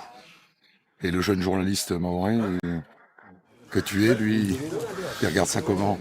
Ben écoute, moi j'ai plutôt un œil, contrairement à ce qu'on peut croire, j'ai plutôt un œil métropolitain parce que j'ai grandi là-bas, j'ai grandi en métropole et je suis arrivé ici il y a quelques années seulement. Donc je prends ça avec un petit peu de recul. Ouais. Je me dis que bon, tout peut arriver, il y a des croyances ici quand même qu'il faut respecter. Mais en même temps, bon voilà, j'ai pas trop eu l'habitude de voir ça. De manipuler ça. Dans les écoles, collèges et lycées. De la République. La principale du collège, une réunionnaise, doit s'adapter elle aussi au particularisme mahorais. C'est quand même étonnant de voir des prières dans une école de la République. Il y a des croyances à Mayotte, hein. On est à Mayotte, donc il y a des croyances et nous respectons les croyances. Bon, là, la demande, c'était que ce soit fait avant que les élèves arrivent, hein, pour que, effectivement, l'établissement retrouve son cours normal, calme, sérénité. Je n'ai pas arrêté d'utiliser hier le terme de surréaliste, mais on est dans le surréalisme, effectivement. Oui. Au sens propre, voilà. Mais bon, que faire? Ouais. Et quand les cours débutent, le calme semble revenu. On attend 5 minutes et on vous fait rentrer, d'accord? La rentrée se fait sans encombre. Les esprits ont déserté l'école de Tsimkoura. À l'autre bout de l'île, la traque aux clandestins continue. La brigade anti-immigration opère cette fois en pleine brousse. Sur la route, les policiers font une première rencontre. Bonjour. Vous avez des papiers d'identité sur vous? Très bien. Bon, merci, hein. Souvent, en fait, quand ils restent sur la route, c'est qu'ils sont en situation, ils sont assez tranquilles parce que souvent, quand ils sont en situation régulière, ils hésitent pas à poser leur fagot là, puis sauter directement dans le ravin à côté, quoi. Quitte à se casser une jambe, sans prêt à prendre beaucoup de risques, quoi. Objectif de la matinée pour ces policiers, accéder à un champ où travailleraient des clandestins. Il faut les traquer. Sur tous les terrains. Un terrain un peu atypique pour Denis. Travaille dans les champs, essentiellement. Et ils gardent les troupeaux, les chèvres. Ce sont tous des Anjouanais qui n'ont pas de papier. Des Anjouanais, c'est-à-dire des Comoriens qui viennent de l'île d'Anjouan, la plus proche de Mayotte. Quand ça crie Moreau, c'est qu'on est repéré. Ça veut dire au feu. Un groupe d'une dizaine de cultivateurs arrive dans le champ. Les policiers se mettent en place pour leur tendre un piège. Oui, puceau. Hein? Ils se sont arrêtés. Ok, on attend. Étonné qu'ils courent très vite. Il faut trouver un peu des stratèges parce que sinon, on court toute la matinée. Oui. Tu les vois encore? Ils doivent être nombreux en bas. Il y en a un qui chauffe, il tourne sur lui-même comme ça, il arrête pas de regarder, quoi. Et il reste en place? Il reste en place et il y en a un qui cultive pendant que l'autre il fait le chouf, là. Ah merde. Le chouf, autrement dit le guetteur. Et au cas où, les policiers sont équipés. Le lanceur à balle en caoutchouc. Parce que comme ils sont tous des machettes, ils n'hésitent pas à s'en servir. Donc faut faire quand même attention. J'ai encore jamais tiré avec, donc c'est que tout. Une demi-heure plus tard, l'équipe décide de se replier. Les clandestins se sont évanouis dans la nature. Ils ont lâché leur baluchon puis ils se sont barrés. Ils nous ont entendus. Alertés par les guetteurs, les sans-papiers ont abandonné toutes leurs affaires dans leur fuite. Derrière là-bas, il y avait 2 personnes en plus. Ils sont barrés. Ils sont barrés, ouais. Ben, là où j'étais, mais le chemin qui descendait. Tu m'étonnes, c'est tellement lourd. Les policiers redescendent vers la vallée. Et dans le premier village qu'ils traversent... Non, c'est là. Monsieur, bonjour. Bonjour, monsieur. Vous n'avez pas de papier sur vous? Ah, j'en ai seulement les miens, mais pas aucun papier. Vous faites voir ce que vous avez dans votre sacoche? Là, le sien, ça veut dire papier comorien. Papier comorien seulement. Montrez. Il n'y en a pas de papier français. J'ai des dossiers que j'avais déposés dans un courrier. Où est l'acte de naissance des enfants? Des enfants? Oui. J'en ai peut-être 8 enfants qui sont nés ici. J'avais déposé encore des nationalités. C'est depuis septembre, ça, donc on va vérifier. Allez. Alors, la vérifie. Ça vient de ma famille que je me suis fait arrêter par la police. Qui s'inquiète pas? Allez, on va pas y passer la matinée. Je serai vite de retour. Ces cultivateurs comoriens assurent aux policiers qu'ils ont des enfants nés ici. S'ils ne parviennent pas à le prouver, ils seront expulsés. Mais quand des parents sont expulsés dont les enfants ne sont pas nés en France, mais aux Comores, parfois, ils les abandonnent sur place, à Mayotte, dans l'espoir de revenir vite. Résultat, il y aurait plus d'1 millier de mineurs isolés dans les rues de Mamoudzou. Je fais la connaissance de Kala, journaliste dans un hebdomadaire de Mayotte. Elle va me faire rencontrer ces jeunes. Isolés, c'est que les parents ont été expulsés. On considère qu'en fait, il n'y a pas un adulte référent, on va dire, pour l'enfant, ou les parents... Il vit seul, quoi. Il vit seul. Il se débrouille. Quand les parents sont expulsés, ils ne disent jamais la plupart ne disent pas qu'ils ont des gosses. Pourquoi? Parce que dans l'espoir qu'ils reviennent, donc ça ne sert à rien de repartir avec un enfant, sachant que de toute façon ils vont retenter d'entrer sur le territoire. C'est quand même plus cher et peut-être plus dangereux aussi de voyager avec un enfant. Le souci, c'est que le retour n'est pas si évident que cela. Il suffit qu'ils se fassent passer par la PAF. La PAF, et ils seront reconduits directement. Sinon, par malchance, ils font naufrage et ils meurent, quoi. Donc il y a des gamins ici qui n'ont pas vu leurs parents depuis un certain temps. Bah oui, les parents qui ont été expulsés, ils les ont pas revus, on sait pas trop. Je me souviens quand on leur demandait où sont vos parents, ils me disaient ah non, ils sont partis en voyage. Ils disent pas qu'ils ont été expulsés ou... Ces mineurs isolés ne sont pas expulsables. Du coup, ils vivent dans la rue, où ils peuvent, et notamment près de la décharge municipale. Nous nous y rendons discrètement, il est interdit d'y filmer. Attention à ta caméra. Attirer l'attention. Baisse ta caméra. On va très bien, Idozo. Faut pas faire mieux. Hein? On aurait peut-être dû prendre. Bonjour. Kodina. Bonjour. Samani. Vous savez où et quand on peut trouver les enfants isolés dans le coin?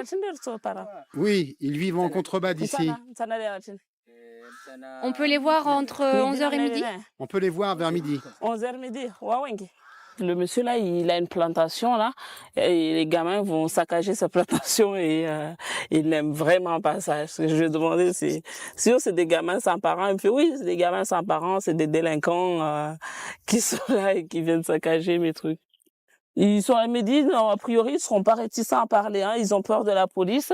Mais pas des journalistes. Mais pas des journalistes. Ça, c'est ce qu'on va voir. 11 rue Poubelle. Rue Poubelle, le nom est évocateur. Nous nous rendons à la rencontre de ces jeunes, en contrebas de la décharge. Odina. Odi. Bonjour. Odina, GG. Mais d'abord, nous tombons sur une femme et ses enfants, une Mahoraise, très en colère. Ça va. On voudrait rencontrer des mineurs isolés qui seraient dans le coin. Vous allez voir ces voyous, ils vont vous parler n'importe comment, vous manquez de respect. Là, tout à l'heure, ils sont venus m'insulter, me menacer. Mais c'est le bon Dieu qui leur répondra. Ils sont venus rayer la voiture de mon mari. Ce n'est pas normal. Nous tentons quand même d'entrer en contact avec eux. Non, doucement. Journaliste. Pardon, hey. Bon, ils se sont ramenés. D'emblée, ils nous jettent des pierres. Putain. Il a dit retournez d'où vous venez. C'est ça qu'il a dit? Ouais, retournez d'où vous venez. Ces enfants ont à peine 12 ans. Seconde tentative d'approche.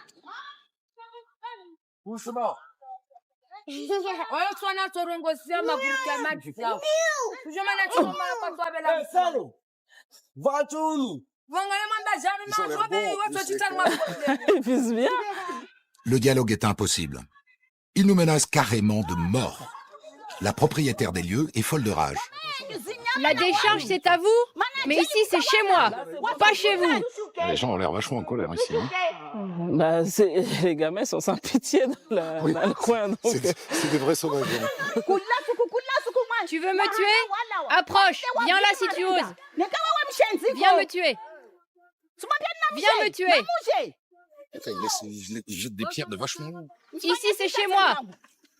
On m'avait dit que la société mahoraise était matriarcale, mais je commence à comprendre ce que ça veut dire. Tu vois ce que c'est? Au moment de partir, une surprise nous attend à la voiture.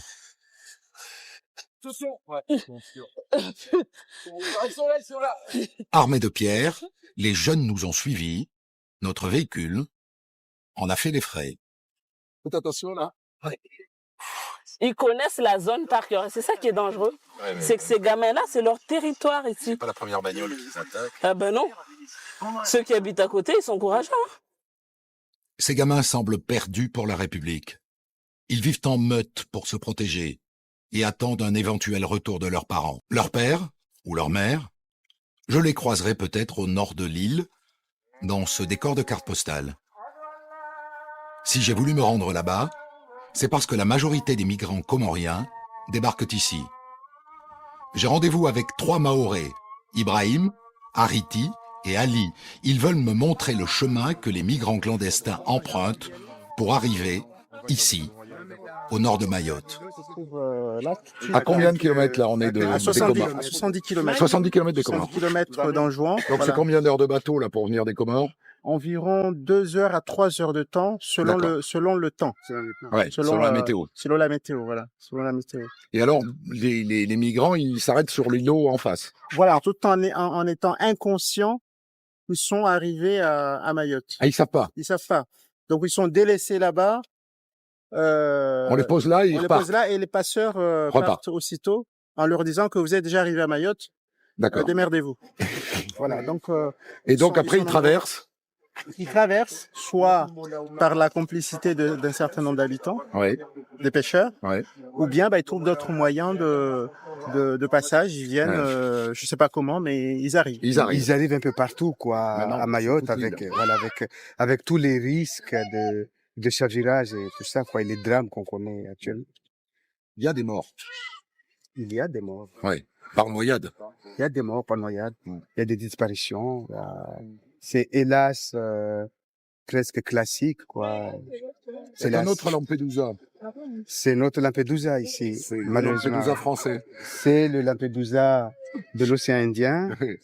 On n'en parle peut-être pas assez au niveau national, en tout cas en Europe, mais voilà, il faut trouver une solution à tout ça, quoi, parce qu'on peut pas continuer comme ça. Au-delà des aspects économiques qui font que Mayotte ne peut pas recevoir tout le monde, parce que c'est un fait aussi. Il faut trouver une solution pour régler ces difficultés. Même si ce sont vos frères. Ce sont nos frères.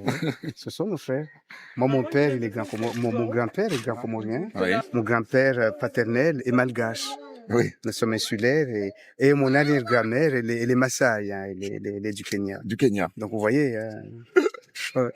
Non, mais ça compte de dire que c'est vos frères, parce que tous les gens ici disent.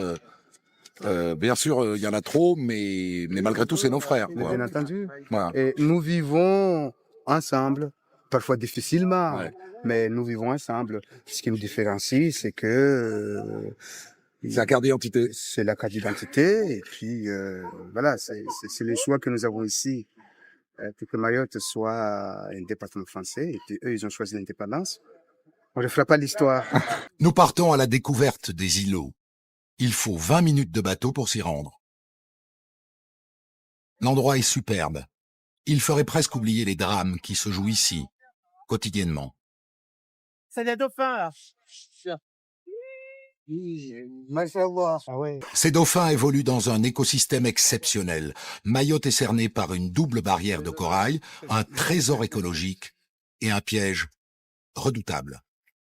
Ouais, en fait, là, il y a deux courants marins qui se rejoignent sur cette passe. Ça fait des atouts parfois et on risque de tomber. Et il y a beaucoup de naufrages ici, notamment les passeurs qui amènent des immigrés ici. Ils font beaucoup d'accidents parce qu'ils connaissent pas les différents courants marins, les zones de risque, etc., là où il faut passer. Et c'est très dangereux. Très, très dangereux. Ouais. Le danger est pile en dessous de nous. Les coraux sont des lames de rasoir. Eh bien, en gros, on fait le parcours de ceux qu'on dépose ici. Il faut dire la vérité. Ils viennent pas ici parce qu'ils aiment particulièrement Mayotte. Ils viennent ici parce qu'ils espèrent avoir une vie meilleure. Est-ce que c'est combien le salaire moyen en face? C'est 150. J'ai pas les chiffres en tête concrètement, mais je pense que c'est 150 à 300 euros. Quand vous gagnez 300 euros aux Comores, je pense que c'est un bon salaire. Alors qu'à Mayotte, les SMIC, il doit être net en gros 1000 à 1200 euros. Voilà la différence. Ça ressemble à ça, les bateaux des migrants? C'est ça, les bateaux des migrants. Comment on appelle ça? Des kwassa. Des kwassa. Des kwassa, oui. Voilà. Quand vous entendez 30 personnes dans un bateau, c'est 30 là-dessus, là. Voilà, 30 là-dessus. Une trentaine. Laissés avec des cailloux. Et puis, des fois, il y a des ébus, il y a tout ça là-dedans. À quelle fois il y a les ébus? Des ébus, même des arbres. Des migrants, nous n'en rencontrerons pas. Les agriculteurs d'ici, en revanche, en voient beaucoup. Vous en voyez souvent des immigrés comoriens qui arrivent ici? Oui, il y en a beaucoup. Jusqu'à 30 par jour. Et alors, ils arrivent ici, qu'est-ce qu'ils font? Quand ils arrivent ici, comme ils n'ont rien à manger, ils dévastent nos champs. Ils mangent nos bananes, nos fruits. Ils se nourrissent en attendant de pouvoir repartir.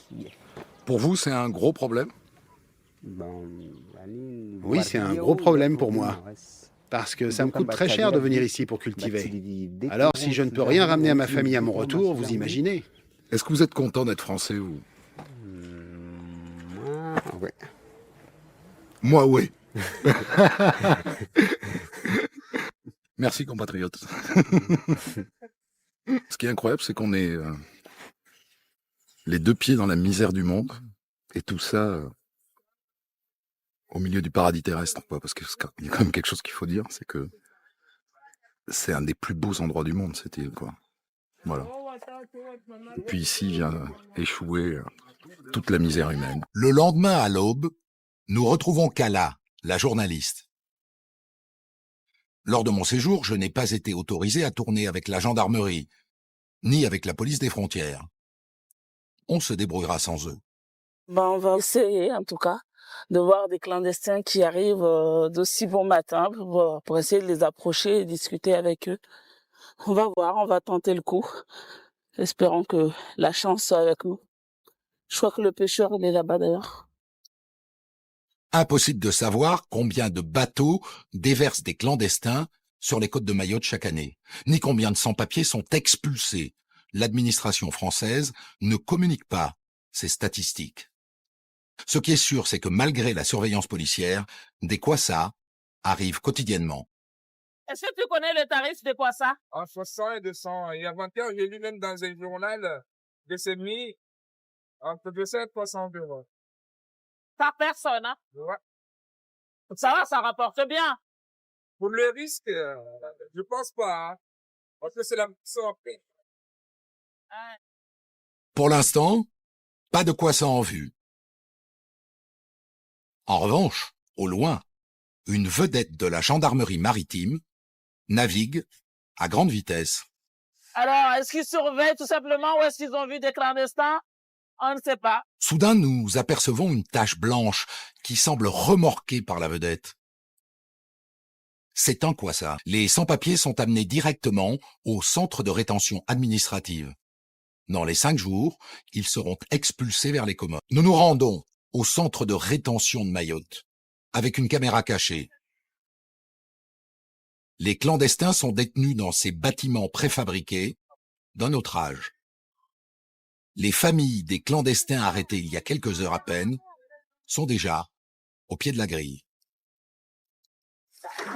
Alors, ils sont bien là? Oui, ils sont là, oui, oui. Ils vont aller où? Ils partent aujourd'hui? Oui, ils vont être expulsés dès aujourd'hui.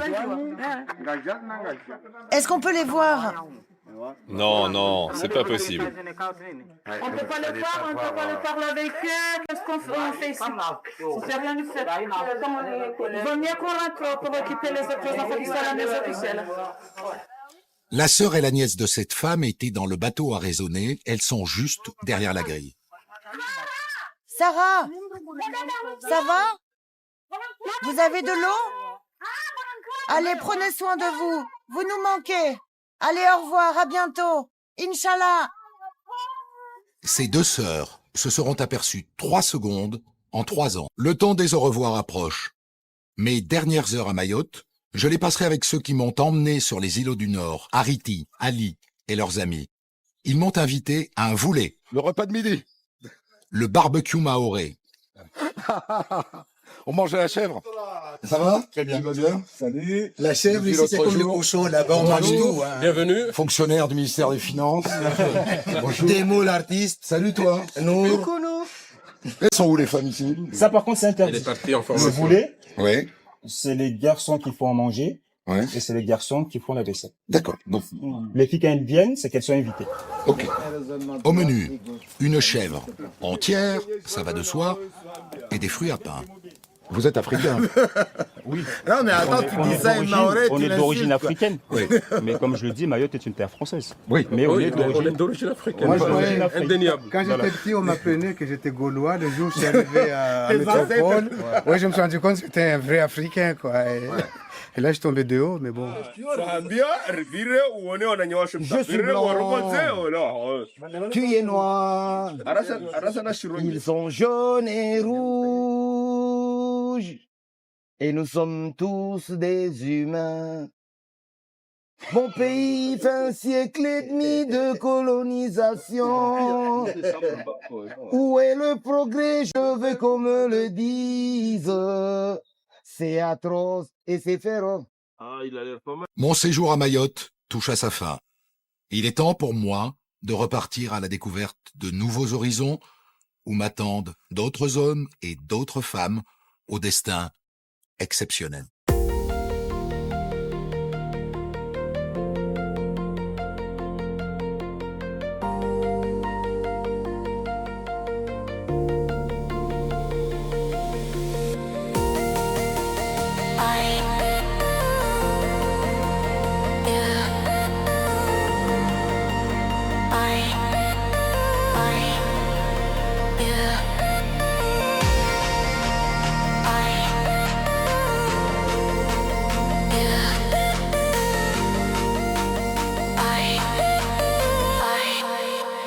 Yeah.